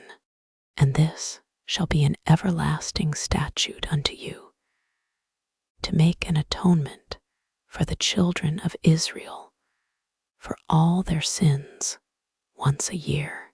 And he did as the Lord commanded Moses.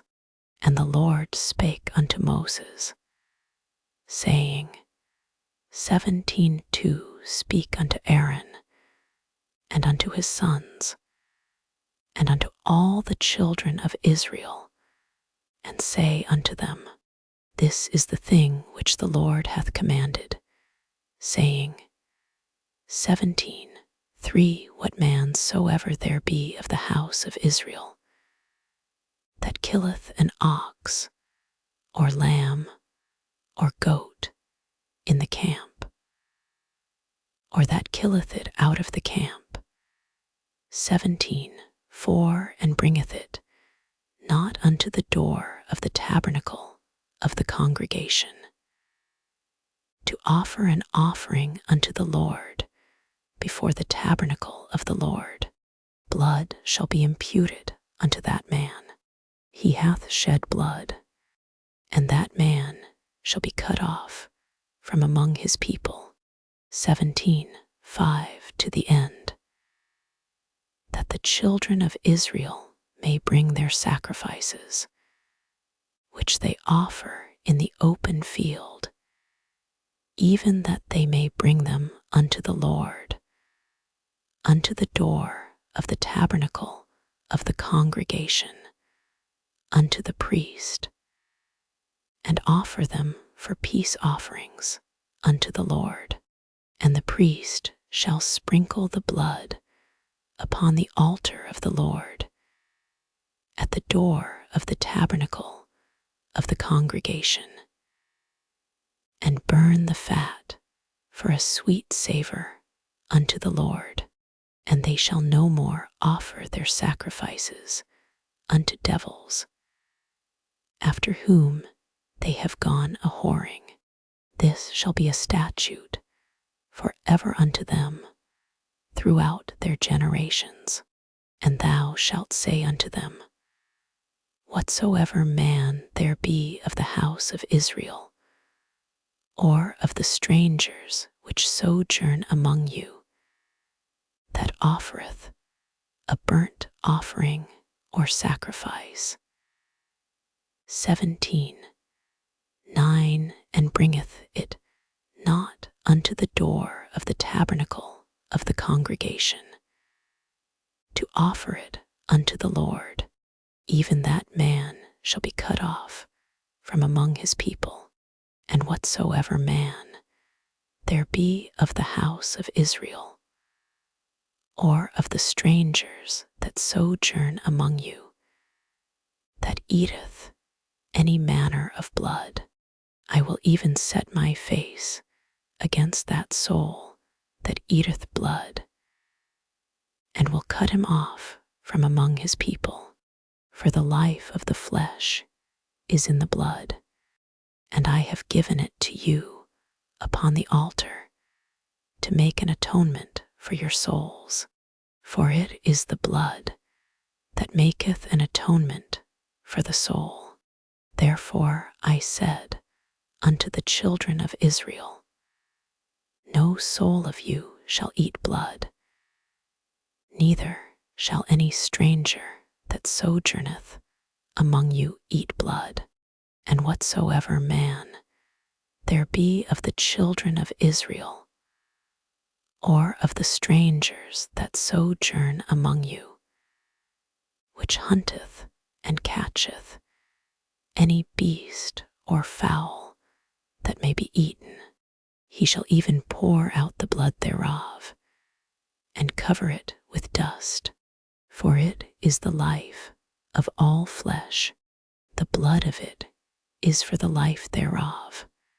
Therefore I said unto the children of Israel, ye shall eat the blood of no manner of flesh, for the life of all flesh is the blood thereof. Whosoever eateth, it shall be cut off, and every soul that eateth that which died of itself, or that which was torn with beasts, whether it be one of your own country or a stranger, he shall both wash his clothes and bathe himself in water, and be unclean until the even. Then shall he be clean. But if he wash them not, nor bathe his flesh, then he shall bear his iniquity. And the Lord spake unto Moses, saying, 18:2, speak unto the children of Israel, and say unto them, I am the Lord your God. After the doings of the land of Egypt, wherein ye dwelt, shall ye not do, and after the doings of the land of Canaan, whither I bring you, shall ye not do, neither shall ye walk in their ordinances. Ye shall do my judgments, and keep mine ordinances, to walk therein. I am the Lord your God. Ye shall therefore keep my statutes and my judgments, which if a man do, he shall live in them. I am the Lord. None of you shall approach to any that is near of kin to him, to uncover their nakedness. I am the Lord. The nakedness of thy father, or the nakedness of thy mother, shalt thou not uncover. She is thy mother. Thou shalt not uncover her nakedness. The nakedness of thy father's wife shalt thou not uncover. It is thy father's nakedness.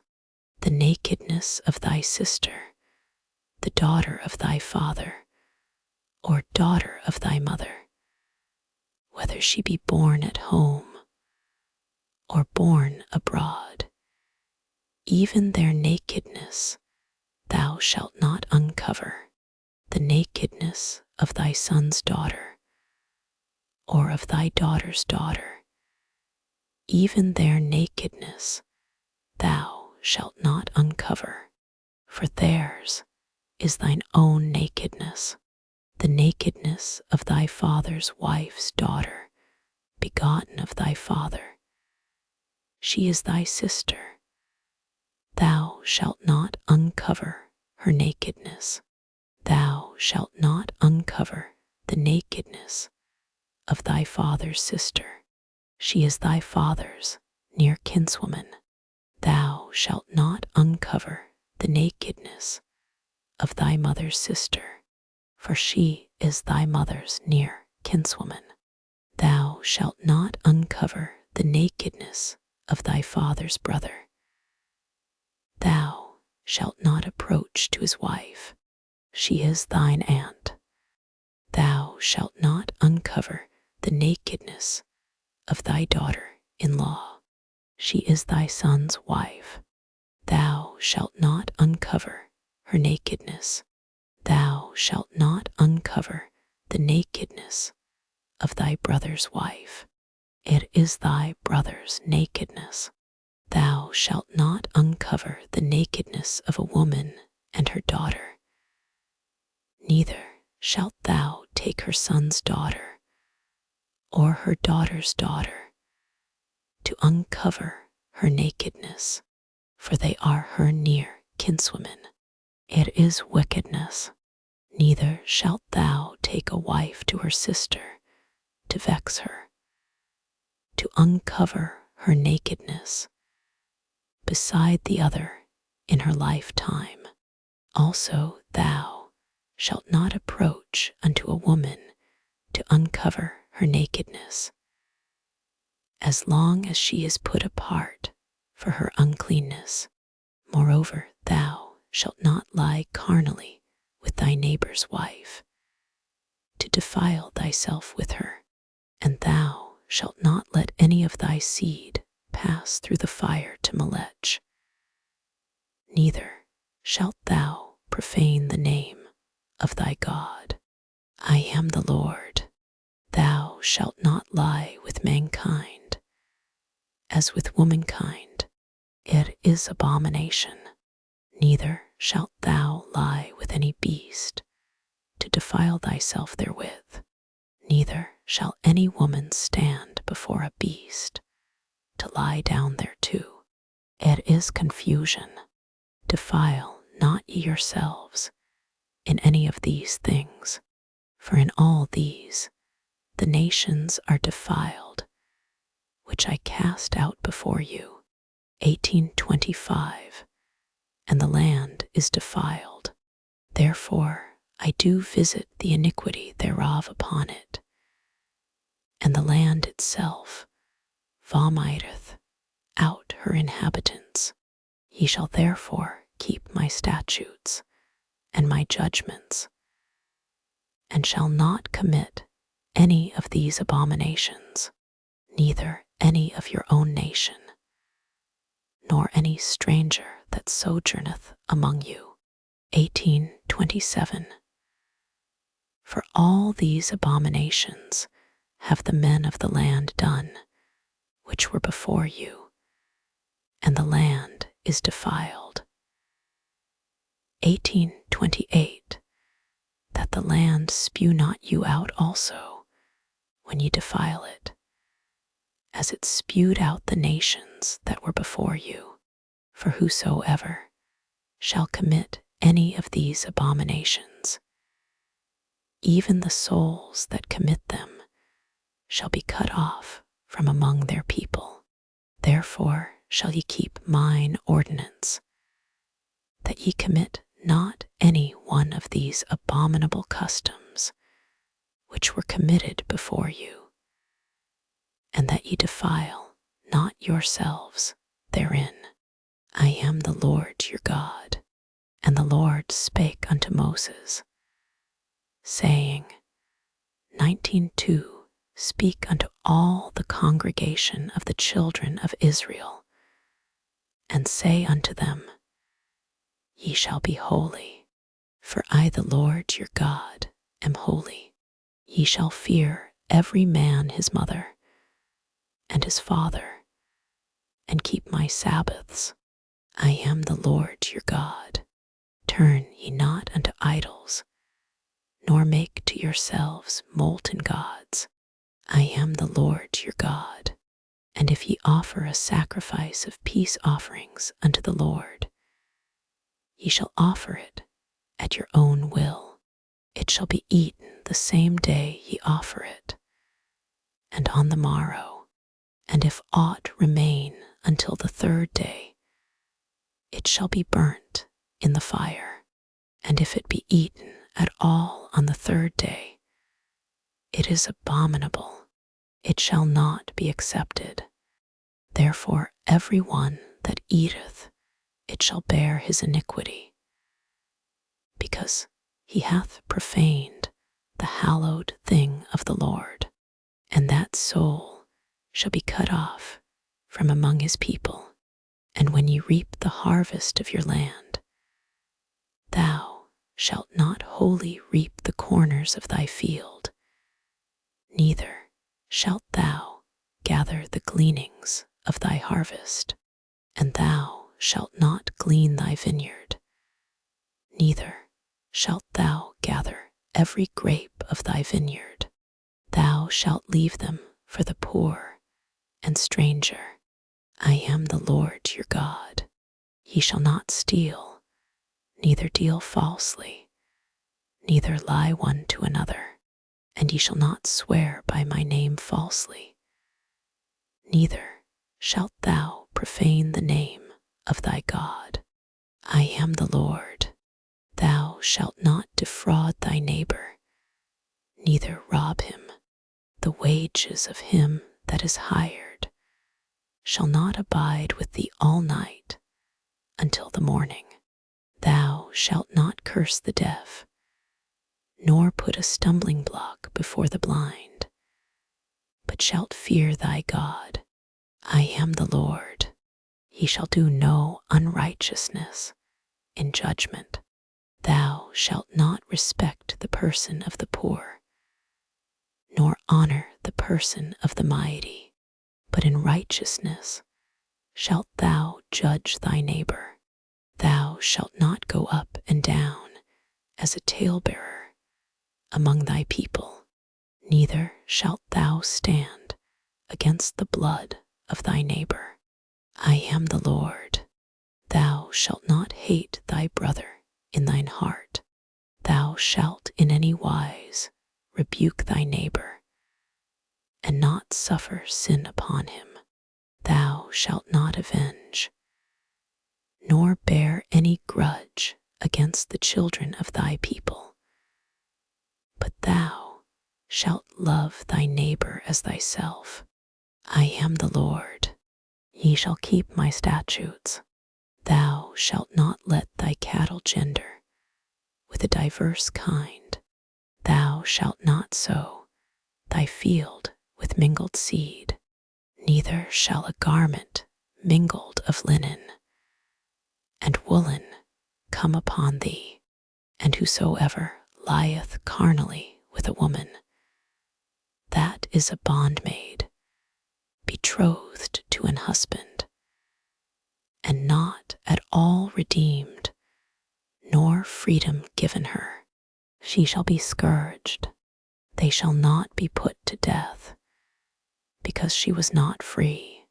And he shall bring his trespass offering unto the Lord, unto the door of the tabernacle of the congregation, even a ram for a trespass offering. And the priest shall make an atonement for him with the ram of the trespass offering before the Lord for his sin which he hath done. And the sin which he hath done shall be forgiven him. And when ye shall come into the land, and shall have planted all manner of trees for food. Then ye shall count the fruit thereof as uncircumcised. 3 years shall it be as uncircumcised unto you. It shall not be eaten of, but in the 4th year all the fruit thereof shall be holy to praise the Lord withal.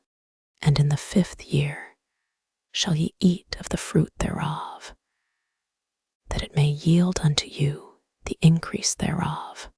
I am the Lord your God. Ye shall not eat anything with the blood, neither shall ye use enchantment, nor observe times. Ye shall not round the corners of your heads, neither shalt thou mar the corners of thy beard. Ye shall not make any cuttings in your flesh for the dead, nor print any marks upon you. I am the Lord. Do not prostitute thy daughter, to cause her to be a whore, lest the land fall to whoredom, and the land become full of wickedness. Ye shall keep my Sabbaths, and reverence my sanctuary. I am the Lord. Regard not them that have familiar spirits, neither seek after wizards, to be defiled by them. I am the Lord your God. Thou shalt rise up before the hoary head, and honor the face of the old man, and fear thy God. I am the Lord. And if a stranger sojourn with thee in your land, ye shall not vex him, but the stranger that dwelleth with you shall be unto you as one born among you. And thou shalt love him as thyself, for ye were strangers in the land of Egypt. I am the Lord your God. Ye shall do no unrighteousness in judgment, in mediard, in weight, or in measure. Just balances, just weights, a just ephah, and a just hin shall ye have. I am the Lord your God, which brought you out of the land of Egypt. Therefore shall ye observe all my statutes and all my judgments, and do them. I am the Lord. And the Lord spake unto Moses, saying, 22 again, thou shalt say to the children of Israel, whosoever he be of the children of Israel, or of the strangers that sojourn in Israel, that giveth any of his seed unto Melech, he shall surely be put to death. The people of the land shall stone him with stones, and I will set my face against that man, and will cut him off from among his people, because he hath given of his seed unto Melech, to defile my sanctuary, and to profane my holy name. And if the people of the land do any ways hide their eyes from the man, when he giveth of his seed unto Melech, and kill him not, then I will set my face against that man, and against his family, and will cut him off, and all that go a whoring after him, to commit whoredom with Melech, from among their people, and the soul that turneth after such as have familiar spirits, and after wizards, to go a whoring after them. I will even set my face against that soul, and will cut him off from among his people. Sanctify yourselves therefore, and be ye holy, for I am the Lord your God. And ye shall keep my statutes, and do them. I am the Lord which sanctify you. For every one that curseth his father or his mother shall be surely put to death. He hath cursed his father or his mother. His blood shall be upon him. And the man that committeth adultery with another man's wife, even he that committeth adultery with his neighbour's wife, the adulterer and the adulteress shall surely be put to death. And the man that lieth with his father's wife hath uncovered his father's nakedness. Both of them shall surely be put to death. Their blood shall be upon them. And if a man lie with his daughter-in-law, both of them shall surely be put to death. They have wrought confusion. Their blood shall be upon them. If a man also lie with mankind, as he lieth with a woman, both of them have committed an abomination. They shall surely be put to death. Their blood shall be upon them. And if a man take a wife and her mother, it is wickedness. They shall be burnt with fire, both he and they, that there be no wickedness among you. And if a man lie with a beast, he shall surely be put to death, and ye shall slay the beast. And if a woman approach unto any beast, and lie down thereto, thou shalt kill the woman and the beast. They shall surely be put to death. Their blood shall be upon them. And if a man shall take his sister, his father's daughter, or his mother's daughter, and see her nakedness, and she see his nakedness, it is a wicked thing, and they shall be cut off in the sight of their people. He hath uncovered his sister's nakedness. He shall bear his iniquity. And if a man shall lie with a woman having her sickness, and shall uncover her nakedness, he hath discovered her fountain, and she hath uncovered the fountain of her blood. And both of them shall be cut off from among their people. And thou shalt not uncover the nakedness of thy mother's sister, nor of thy father's sister, for he uncovereth his near kin. They shall bear their iniquity. And if a man shall lie with his uncle's wife, he hath uncovered his uncle's nakedness. They shall bear their sin. They shall die childless. And if a man shall take his brother's wife, it is an unclean thing. He hath uncovered his brother's nakedness. They shall be childless. Ye shall therefore keep all my statutes and all my judgments, and do them, that the land, whither I bring you to dwell therein, spew you not out, and ye shall not walk in the manners of the nation, which I cast out before you, for they committed all these things, and therefore I abhorred them. But I have said unto you, ye shall inherit their land, and I will give it unto you to possess it, a land that floweth with milk and honey. I am the Lord your God, which have separated you from other people. Ye shall therefore put difference between clean beasts and unclean, and between unclean fowls and clean. And ye shall not make your souls abominable by beast, or by fowl, or by any manner of living thing that creepeth on the ground, which I have separated from you as unclean. And ye shall be holy unto me, for I the Lord am holy, and have severed you from other people, that ye should be mine.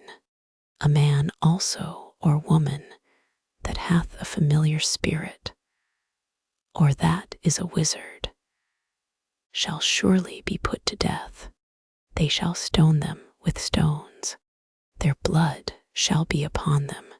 And the Lord said unto Moses, Speak unto the priests, the sons of Aaron, and say unto them, There shall none be defiled for the dead among his people.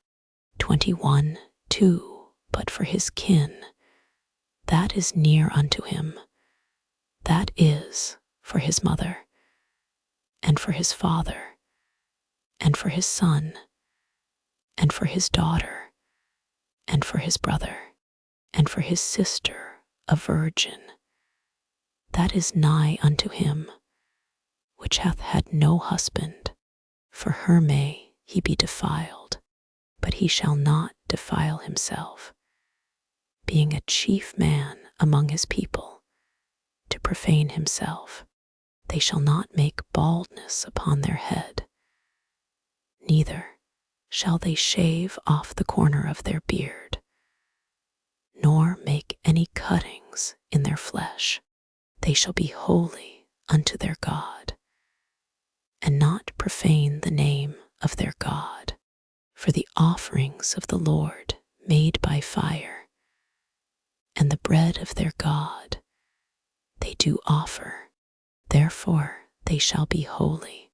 They shall not take a wife that is a whore, or profane, neither shall they take a woman put away from her husband, for he is holy unto his God.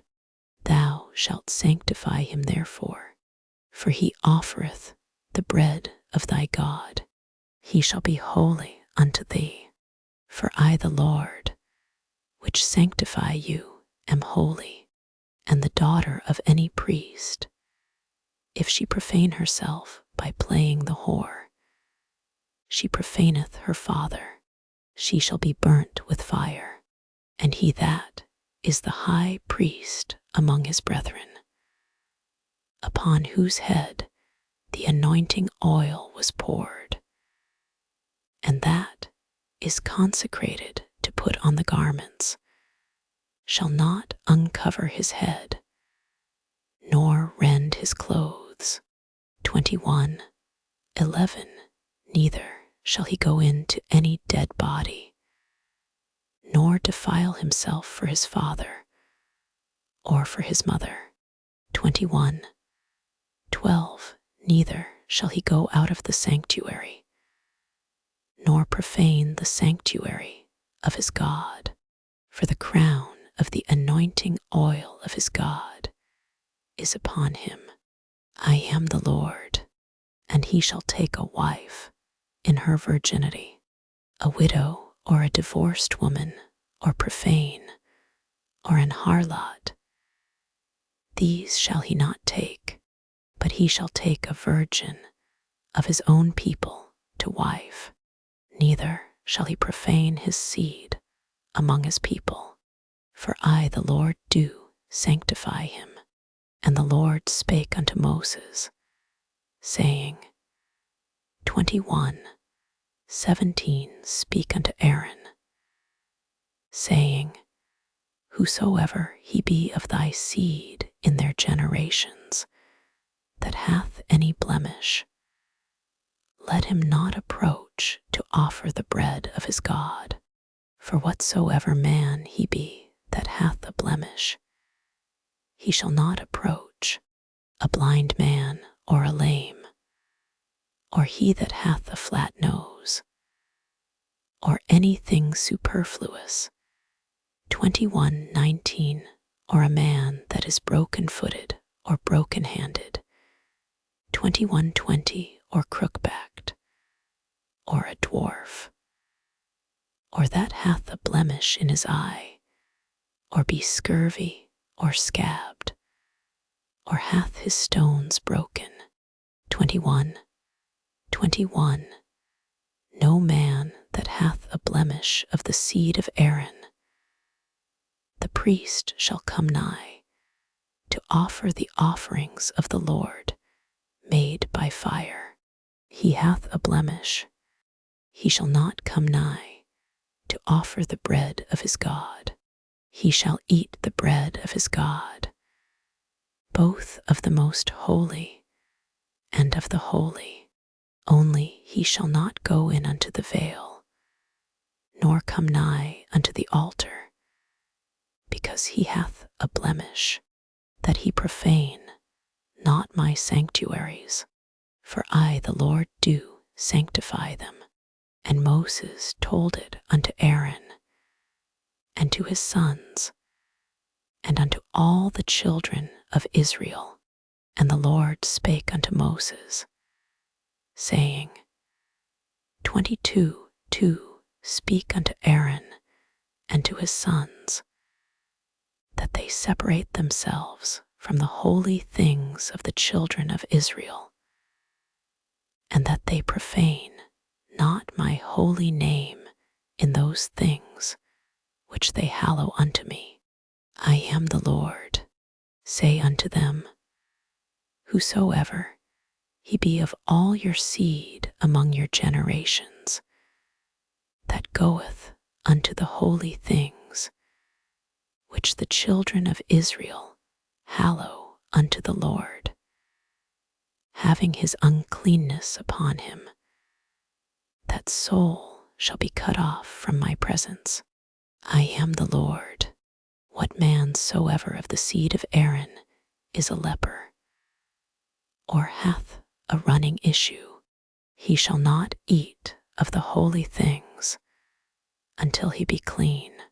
And whoso toucheth anything that is unclean by the dead, or a man whose seed goeth from him, 22:5, or whosoever toucheth any creeping thing whereby he may be made unclean, or a man of whom he may take uncleanness, whatsoever uncleanness he hath, 22:6, the soul which hath touched any such shall be unclean until even, and shall not eat of the holy things, unless he wash his flesh with water.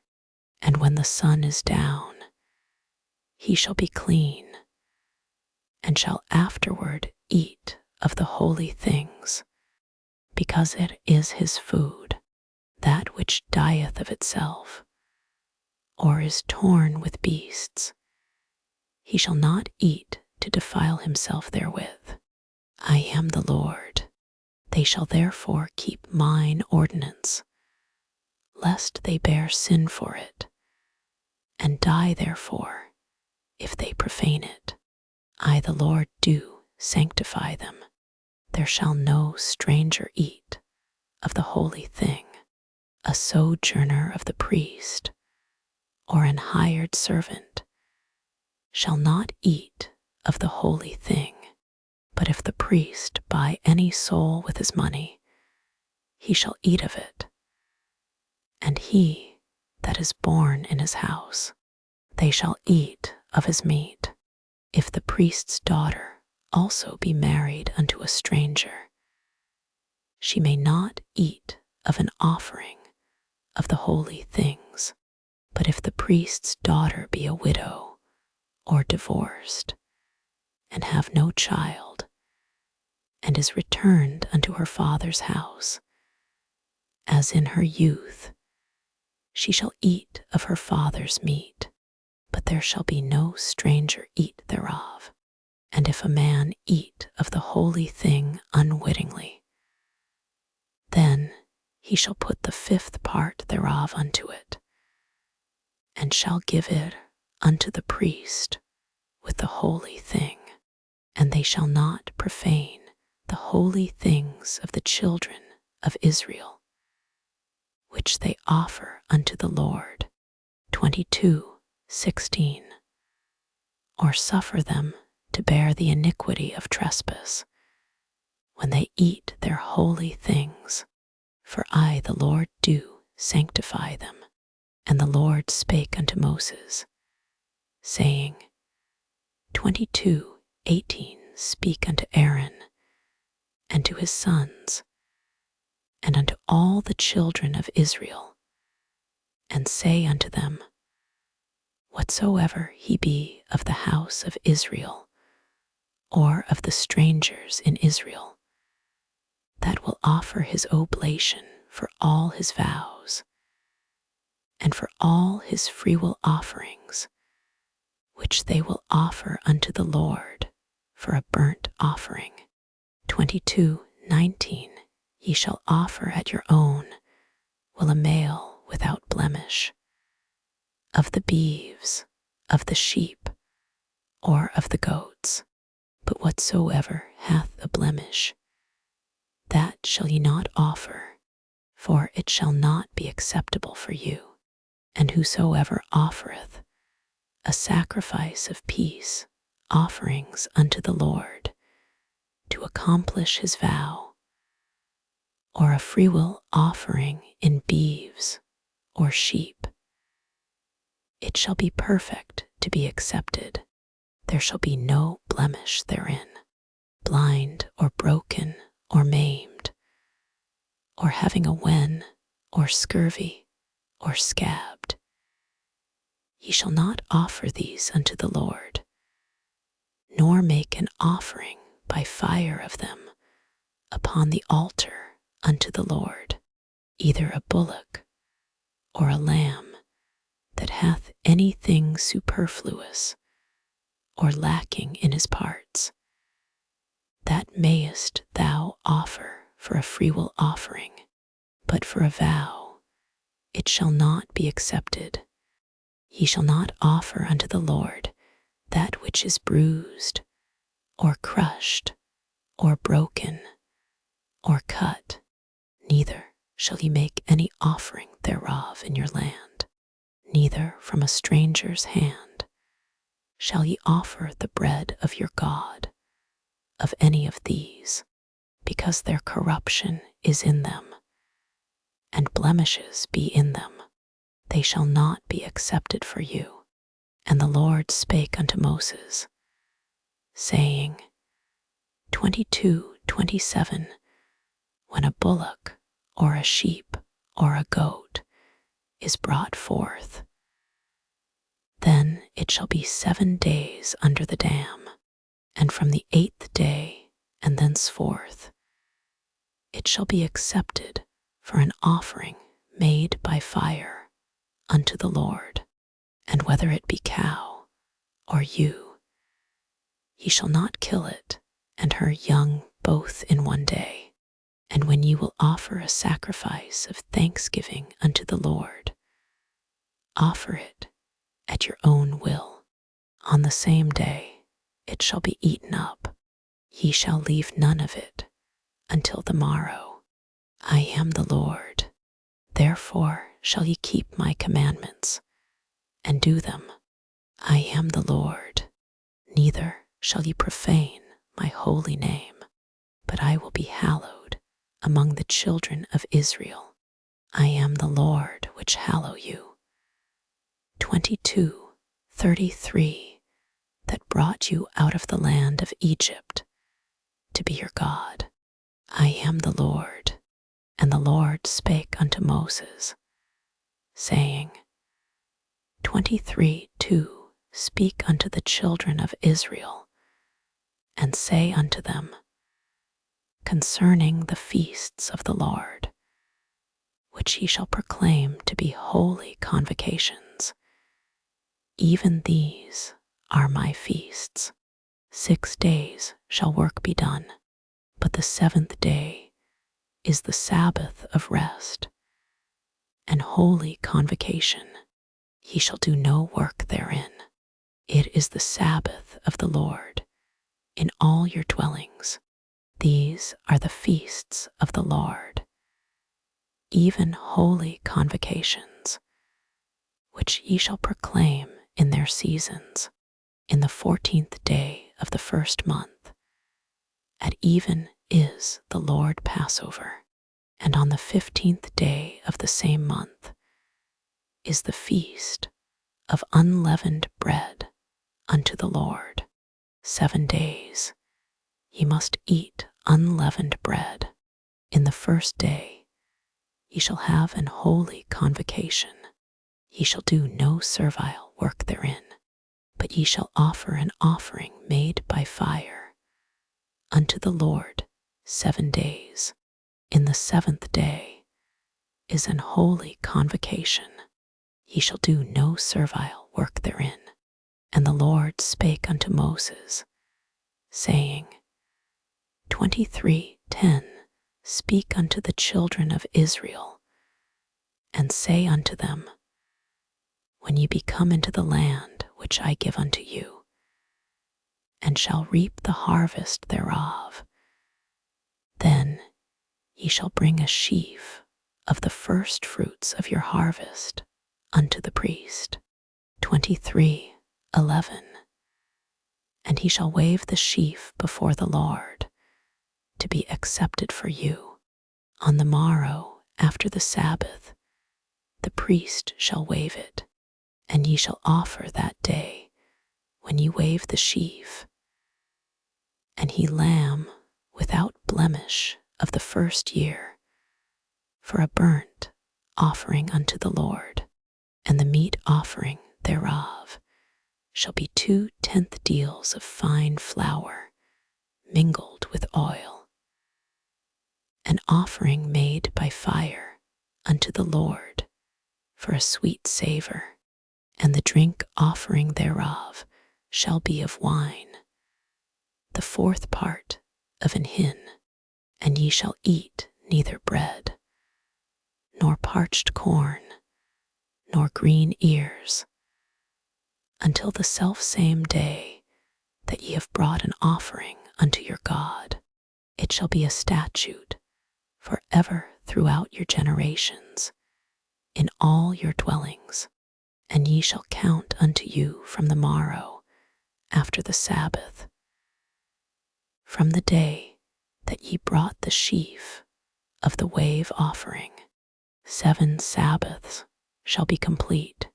23:16 Even unto the morrow after the 7th Sabbath shall ye number 50 days.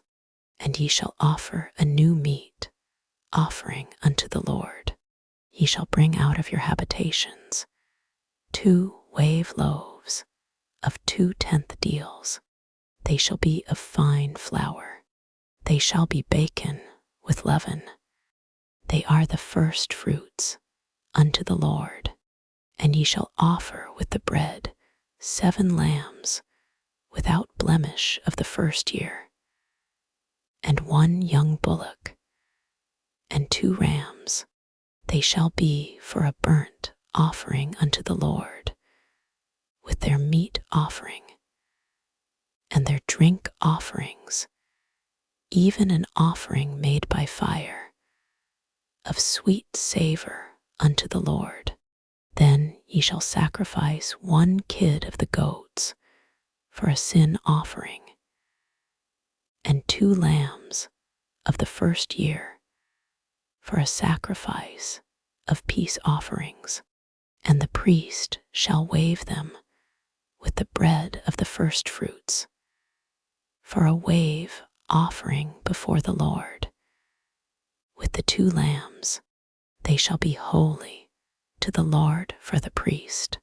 And ye shall proclaim on the selfsame day that it may be an holy convocation unto you. Ye shall do no servile work therein. It shall be a statute for ever in all your dwellings throughout your generations. And when ye reap the harvest of your land, thou shalt not make clean riddance of the corners of thy field when thou reapest, neither shalt thou gather any gleaning of thy harvest. Thou shalt leave them unto the poor and to the stranger. I am the Lord your God. And the Lord spake unto Moses, saying, 23:24 Speak unto the children of Israel, saying, in the 7th month, in the 1st day of the month, shall ye have a Sabbath, a memorial of blowing of trumpets, an holy convocation. Ye shall do no servile work therein, but ye shall offer an offering made by fire unto the Lord. And the Lord spake unto Moses, saying, 23:27. Also on the 10th day of this 7th month there shall be a day of atonement. It shall be an holy convocation unto you, and ye shall afflict your souls, and offer an offering made by fire unto the Lord. And ye shall do no work in that same day, for it is a day of atonement, to make an atonement for you before the Lord your God. For whatsoever soul it be that shall not be afflicted in that same day, he shall be cut off from among his people. And whatsoever soul it be that doth any work in that same day, the same soul will I destroy from among his people.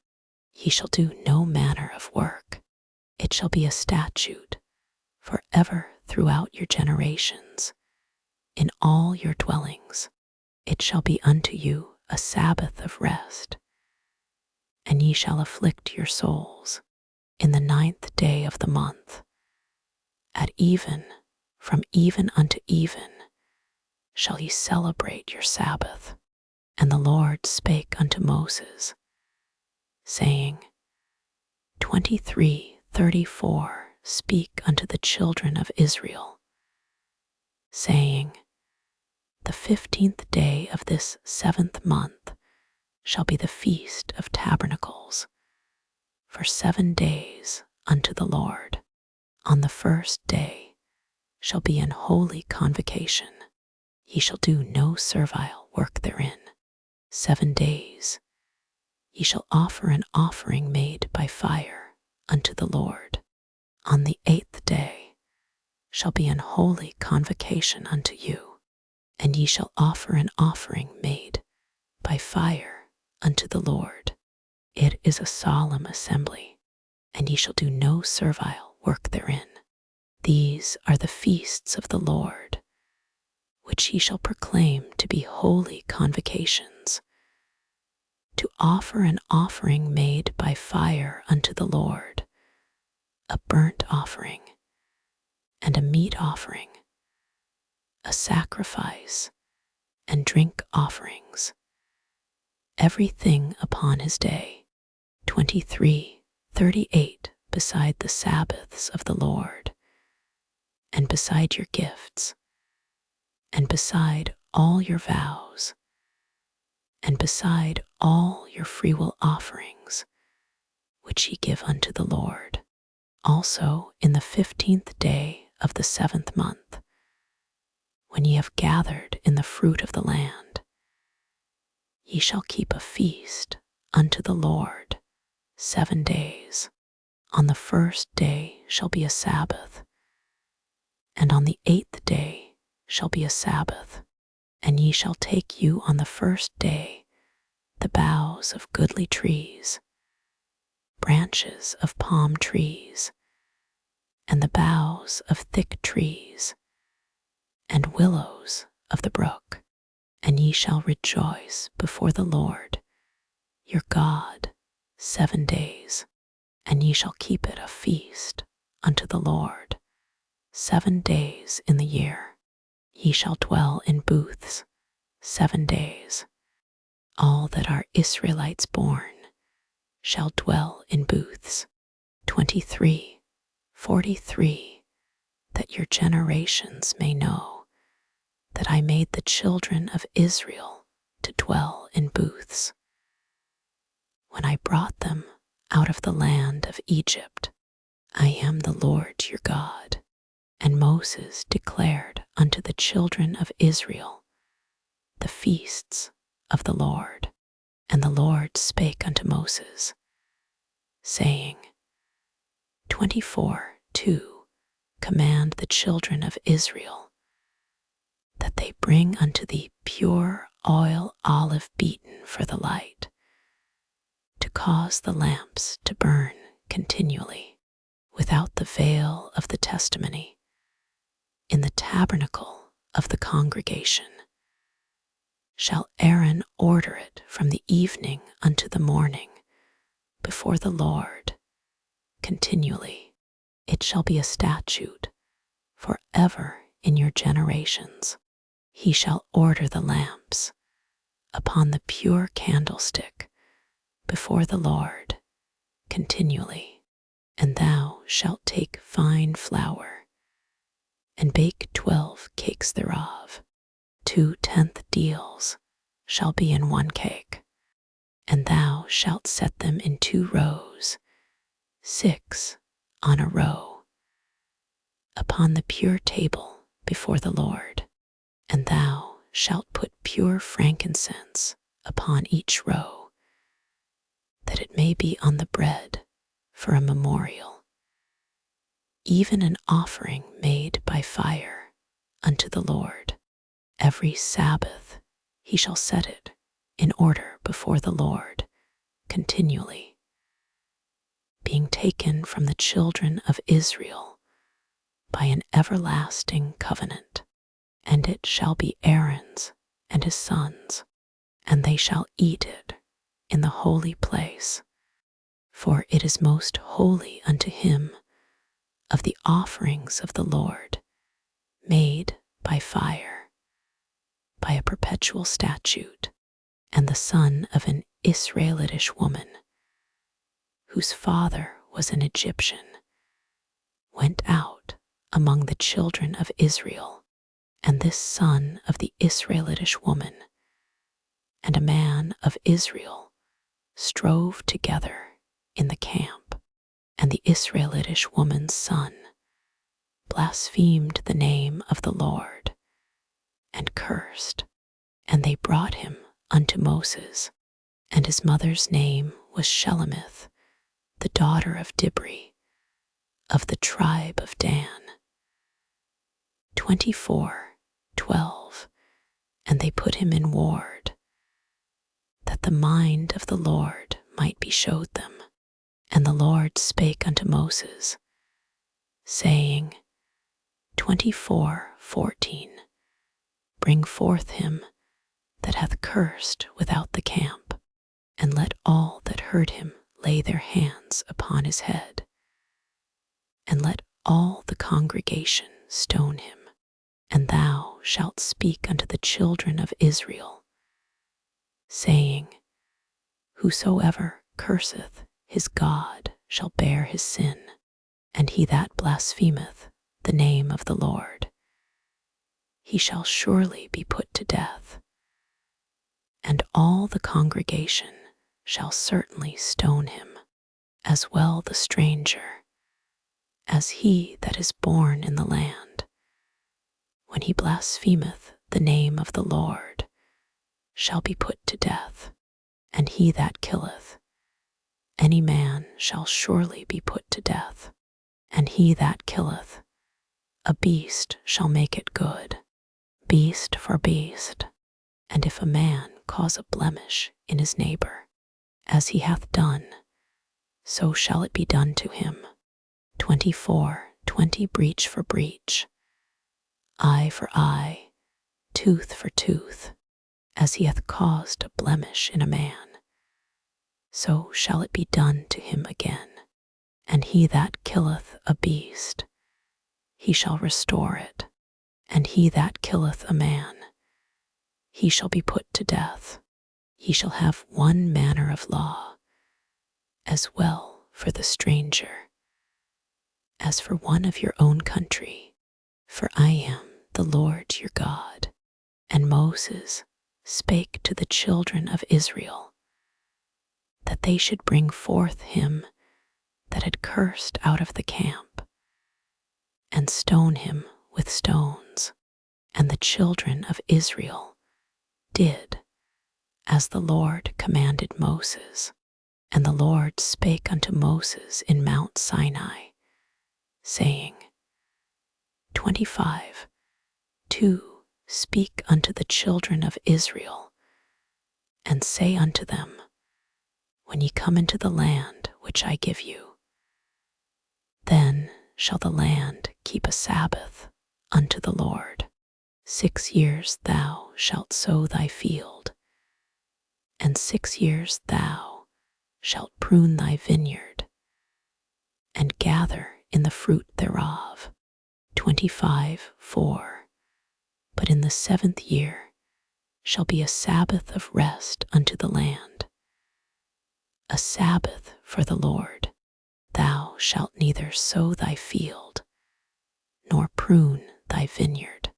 That which groweth of its own accord of thy harvest thou shalt not reap, neither gather the grapes of thy vine undressed, for it is a year of rest unto the land, and the Sabbath of the land shall be meat for you, for thee, and for thy servant, and for thy maid, and for thy hired servant, and for thy stranger that sojourneth with thee, and for thy cattle, and for the beast that are in thy land, shall all the increase thereof be meat, and thou shalt number 7 Sabbaths of years unto thee, 7 times 7 years, and the space of the 7 Sabbaths of years shall be unto thee 49 years. Then shalt thou cause the trumpet of the Jubilee to sound on the 10th day of the 7th month. In the day of atonement shall ye make the trumpet sound throughout all your land, and ye shall hallow the 50th year, and proclaim liberty throughout all the land unto all the inhabitants thereof. It shall be a Jubilee unto you, and ye shall return every man unto his possession, and ye shall return every man unto his family.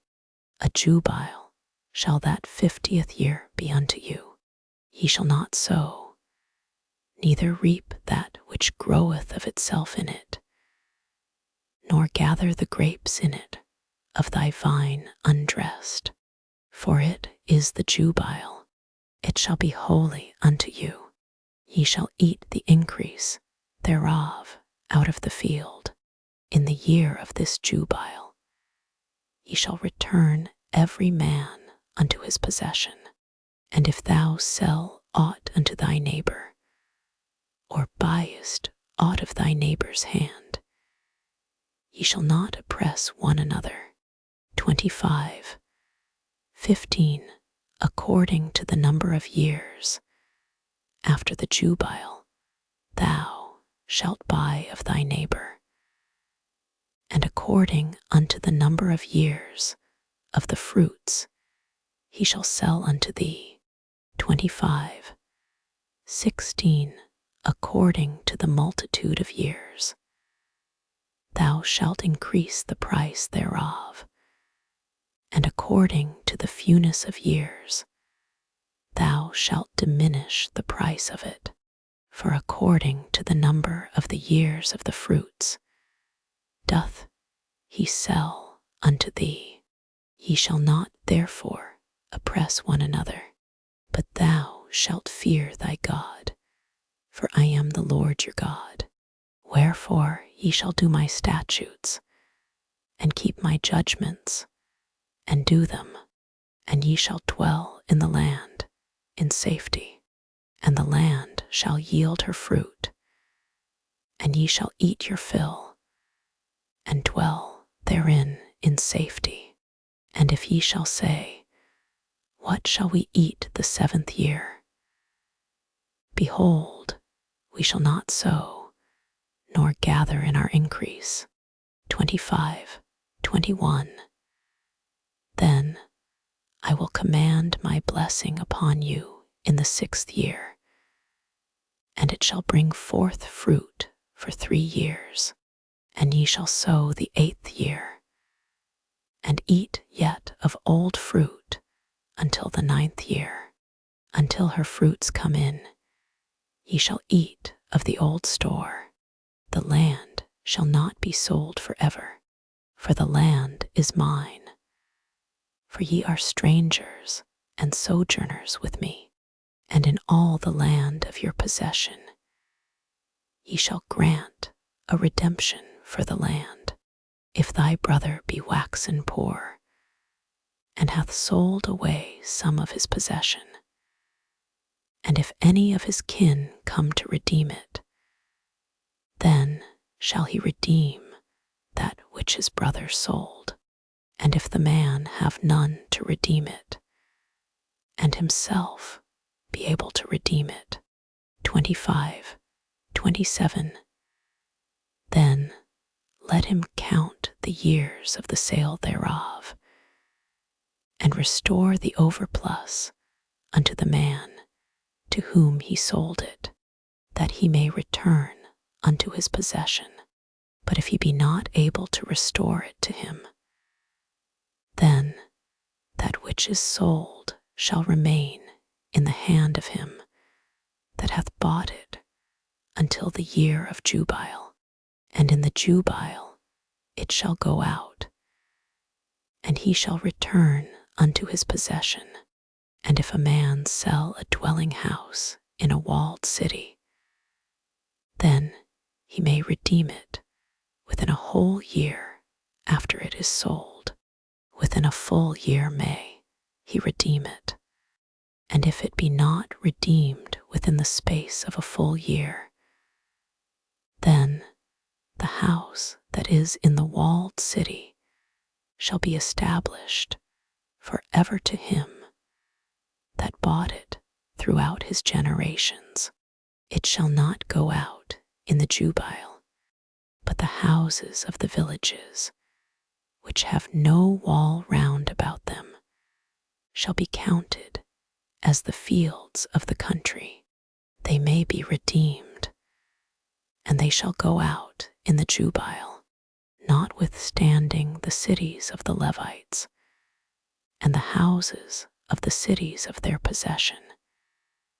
May the Levites redeem at any time, and if a man purchase of the Levites, then the house that was sold and the city of his possession shall go out in the year of Jubilee. For the houses of the cities of the Levites are their possession among the children of Israel, but the field of the suburbs of their cities may not be sold, for it is their perpetual possession. And if thy brother be waxen poor, and fallen in decay with thee, then thou shalt relieve him, yea, though he be a stranger or a sojourner, that he may live with thee. Take thou no usury of him, or increase, but fear thy God, that thy brother may live with thee. Thou shalt not give him thy money upon usury, nor lend him thy victuals for increase. I am the Lord your God, which brought you forth out of the land of Egypt, to give you the land of Canaan, and to be your God. And if thy brother that dwelleth by thee be waxen poor, and be sold unto thee, thou shalt not compel him to serve as a bondservant, but as an hired servant, and as a sojourner he shall be with thee, and shall serve thee unto the year of Jubilee, and then shall he depart from thee, both he and his children with him, and shall return unto his own family, and unto the possession of his fathers shall he return, for they are my servants, which I brought forth out of the land of Egypt. They shall not be sold as bondmen. Thou shalt not rule over him with rigor, but shalt fear thy God. Both thy bondmen and thy bondmaids, which thou shalt have, shall be of the heathen that are round about you. Of them shall ye buy bondmen, and bondmaids, moreover of the children of the strangers that do sojourn among you, of them shall ye buy, and of their families that are with you, which they begat in your land, and they shall be your possession, and ye shall take them as an inheritance for your children after you, to inherit them for a possession. They shall be your bondmen forever, but over your brethren, the children of Israel, ye shall not rule one over another with rigor. And if a sojourner or stranger wax rich by thee, and thy brother that dwelleth by him wax poor, and sell himself unto the stranger or sojourner by thee, or to the stock of the stranger's family, 25:48. After that he is sold, he may be redeemed again. One of his brethren may redeem him, 25:49. Either his uncle or his uncle's son may redeem him, or any that is nigh of kin unto him of his family may redeem him, or if he be able, he may redeem himself, and he shall reckon with him that bought him from the year that he was sold to him unto the year of Jubilee, and the price of his sale shall be according unto the number of years, according to the time of an hired servant shall it be with him. If there be yet many years behind, according unto them he shall give again the price of his redemption out of the money that he was bought for. And if there remain but few years unto the year of Jubilee, then he shall count with him, and according unto his years shall he give him again the price of his redemption, and as a yearly hired servant shall he be with him. And the other shall not rule with rigor over him in thy sight. And if he be not redeemed in these years, then he shall go out in the year of Jubilee, both he and his children with him. For unto me the children of Israel are servants. They are my servants, whom I brought forth out of the land of Egypt. I am the Lord your God. Ye shall make you no idols, nor graven image, neither rear you up a standing image, neither shall ye set up any image of stone in your land, to bow down unto it. For I am the Lord your God. Ye shall keep my Sabbaths, and reverence my sanctuary. I am the Lord. If ye walk in my statutes, and keep my commandments, and do them, then I will give you rain in due season, and the land shall yield her increase, and the trees of the field shall yield their fruit, and your threshing shall reach unto the vintage, and the vintage shall reach unto the sowing time, and ye shall eat your bread to the full, and dwell in your land safely. And I will give peace in the land, and ye shall lie down, and none shall make you afraid. And I will rid evil beasts out of the land, neither shall the sword go through your land. And ye shall chase your enemies, and they shall fall before you by the sword.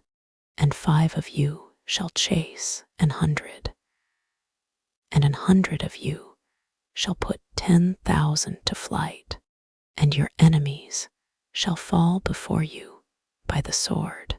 For I will have respect unto you, and make you fruitful, and multiply you, and establish my covenant with you. And ye shall eat old store, and bring forth the old because of the new. And I set my tabernacle among you, and my soul shall not abhor you. And I will walk among you, and will be your God, and ye shall be my people. I am the Lord your God, which brought you forth out of the land of Egypt, that ye should not be their bondmen. And I have broken the bands of your yoke, and made you go upright. But if ye will not hearken unto me, and will not do all these commandments, 26:15, and if ye shall despise my statutes, or if your soul abhor my judgments, so that ye will not do all my commandments, but that ye break my covenant, 26:16, I also will do this unto you.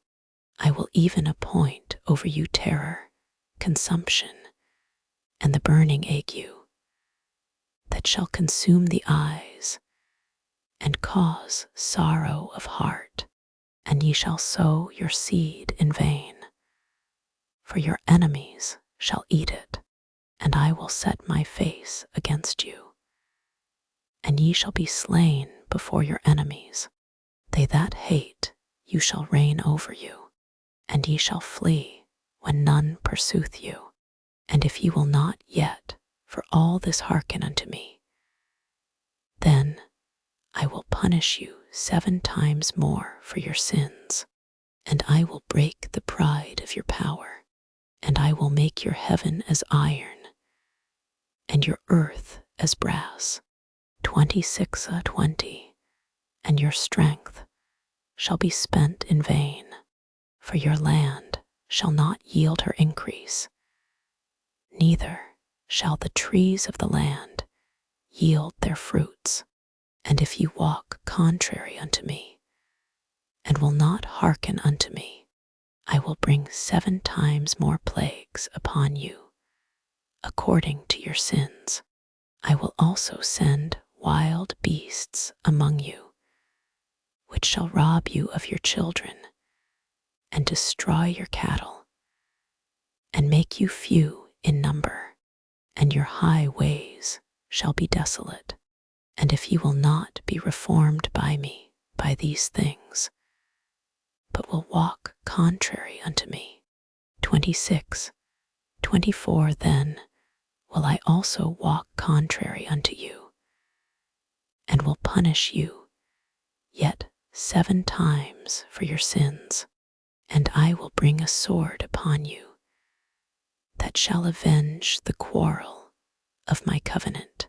And when ye are gathered together within your cities, I will send the pestilence among you, and ye shall be delivered into the hand of the enemy.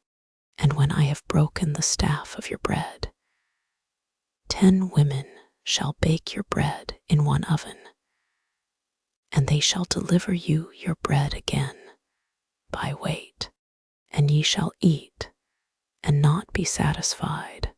And if ye will not for all this hearken unto me, but walk contrary unto me, 26:28, then I will walk contrary unto you also in fury, and I, even I, will chastise you 7 times for your sins.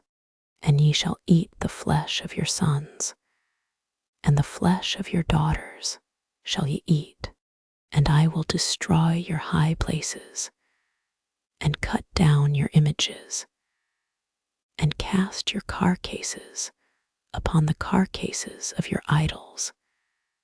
And my soul shall abhor you, and I will make your cities waste, and bring your sanctuaries unto desolation. And I will not smell the savor of your sweet odors, and I will bring the land into desolation, and your enemies which dwell therein shall be astonished at it, and I will scatter you among the heathen, and will draw out a sword after you, and your land shall be desolate, and your cities waste. Then shall the land enjoy her Sabbaths, as long as it lieth desolate, and ye be in your enemy's land. Even then shall the land rest, and enjoy her Sabbaths. As long as it lieth desolate, it shall rest, because it did not rest in your Sabbaths, when ye dwelt upon it, and upon them that are left alive of you. I will send a faintness into their hearts, in the lands of their enemies, and the sound of a shaken leaf shall chase them, and they shall flee, as fleeing from a sword, and they shall fall when none pursueth, and they shall fall one upon another, as it were before a sword, when none pursueth, and ye shall have no power to stand before your enemies, and ye shall perish among the heathen, and the land of your enemies shall eat you up, and they that are left of you shall pine away in their iniquity in your enemies' lands, and also in the iniquities of their fathers shall they pine away with them, if they shall confess their iniquity, and the iniquity of their fathers, with their trespass which they trespassed against me, and that also they have walked contrary unto me. 26:41. And that I also have walked contrary unto them, and have brought them into the land of their enemies. If then their uncircumcised hearts be humbled, and they then accept of the punishment of their iniquity. 26:42. Then will I remember my covenant with Jacob, and also my covenant with Isaac, and also my covenant with Abraham will I remember, and I will remember the land. The land also shall be left of them, and shall enjoy her Sabbaths, while she lieth desolate without them, and they shall accept of the punishment of their iniquity, even because they despised my judgments, and because their soul abhorred my statutes. And yet for all that, when they be in the land of their enemies, I will not cast them away, neither will I abhor them, to destroy them utterly, and to break my covenant with them. For I am the Lord their God, but I will for their sakes remember the covenant of their ancestors, whom I brought forth out of the land of Egypt in the sight of the heathen, that I might be their God. I am the Lord. These are the statutes and judgments and laws which the Lord made between him and the children of Israel in Mount Sinai by the hand of Moses. And the Lord spake unto Moses, saying, 27:2. Speak unto the children of Israel, and say unto them, when a man shall make a singular vow, the persons shall be for the Lord by thy estimation, and thy estimation shall be of the male from 20 years old even unto 60 years old. Even thy estimation shall be 50 shekels of silver, after the shekel of the sanctuary. And if it be a female, then thy estimation shall be 30 shekels. And if it be from 5 years old even unto 20 years old, thy estimation shall be of the male 20 shekels, and for the female 10 shekels. And if it be from a month old even unto 5 years old, then thy estimation shall be of the male 5 shekels of silver, and for the female thy estimation shall be 3 shekels of silver. And if it be from 60 years old and above, if it be a male, then thy estimation shall be 15 shekels, and for the female 10 shekels. But if he be poorer than thy estimation, then he shall present himself before the priest, and the priest shall value him according to his ability that vowed shall the priest value him. And if it be a beast, whereof men bring an offering unto the Lord, all that any man giveth of such unto the Lord shall be holy. He shall not alter it, nor change it, a good for a bad, or a bad for a good. And if he shall at all change beast for beast, then it and the exchange thereof shall be holy. And if it be any unclean beast, of which they do not offer a sacrifice unto the Lord, then he shall present the beast before the priest. 27:12. And the priest shall value it, whether it be good or bad, as thou valuest it, who art the priest, so shall it be. But if he will at all redeem it, then he shall add a 5th part thereof unto thy estimation. And when a man shall sanctify his house to be holy unto the Lord, then the priest shall estimate it, whether it be good or bad, as the priest shall estimate it, so shall it stand. And if he that sanctified it will redeem his house, then he shall add the 5th part of the money of thy estimation unto it, and it shall be his. And if a man shall sanctify unto the Lord some part of a field of his possession, then thy estimation shall be according to the seed thereof. An homer of barley seed shall be valued at 50 shekels of silver, if he sanctify his field from the year of Jubilee. According to thy estimation it shall stand. But if he sanctify his field after the Jubilee, then the priest shall reckon unto him the money according to the years that remain, even unto the year of the Jubilee, and it shall be abated from thy estimation. And if he that sanctified the field will in any wise redeem it, then he shall add the 5th part of the money of thy estimation unto it, and it shall be assured to him. And if he will not redeem the field, or if he have sold the field to another man, it shall not be redeemed any more. But the field, when it goeth out in the Jubilee, shall be holy unto the Lord, as a field devoted.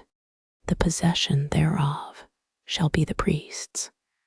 And if a man sanctify unto the Lord a field which he hath bought, which is not of the fields of his possession, 27:23, then the priest shall reckon unto him the worth of thy estimation, even unto the year of the Jubilee, and he shall give thine estimation in that day as a holy thing unto the Lord. In the year of the Jubilee the field shall return unto him of whom it was bought, even to him to whom the possession of the land did belong, and all thy estimations shall be according to the shekel of the sanctuary.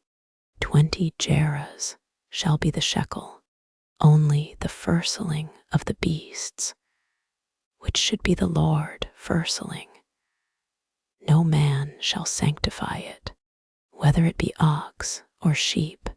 It is the Lord. And if it be of an unclean beast, then he shall redeem it according to thine estimation, and shall add a fifth part of it thereto. Or if it be not redeemed, then it shall be sold according to thy estimation, notwithstanding no devoted thing that a man shall devote unto the Lord of all that he hath, both of man and beast, and of the field of his possession, shall be sold or redeemed. Every devoted thing is most holy unto the Lord. None devoted, which shall be devoted of men, shall be redeemed, but shall surely be put to death. And all the tithe of the land, whether of the seed of the land or of the fruit of the tree, is the Lord. It is holy unto the Lord. And if a man will at all redeem out of his tithes, he shall add thereto the fifth part thereof. And concerning the tithe of the herd or of the flock, even of whatsoever passeth under the rod, the 10th shall be holy unto the Lord. He shall not search whether it be good or bad, neither shall he change it. And if he change it at all, then both it and the change thereof shall be holy. It shall not be redeemed. These are the commandments which the Lord commanded Moses for the children of Israel in Mount Sinai.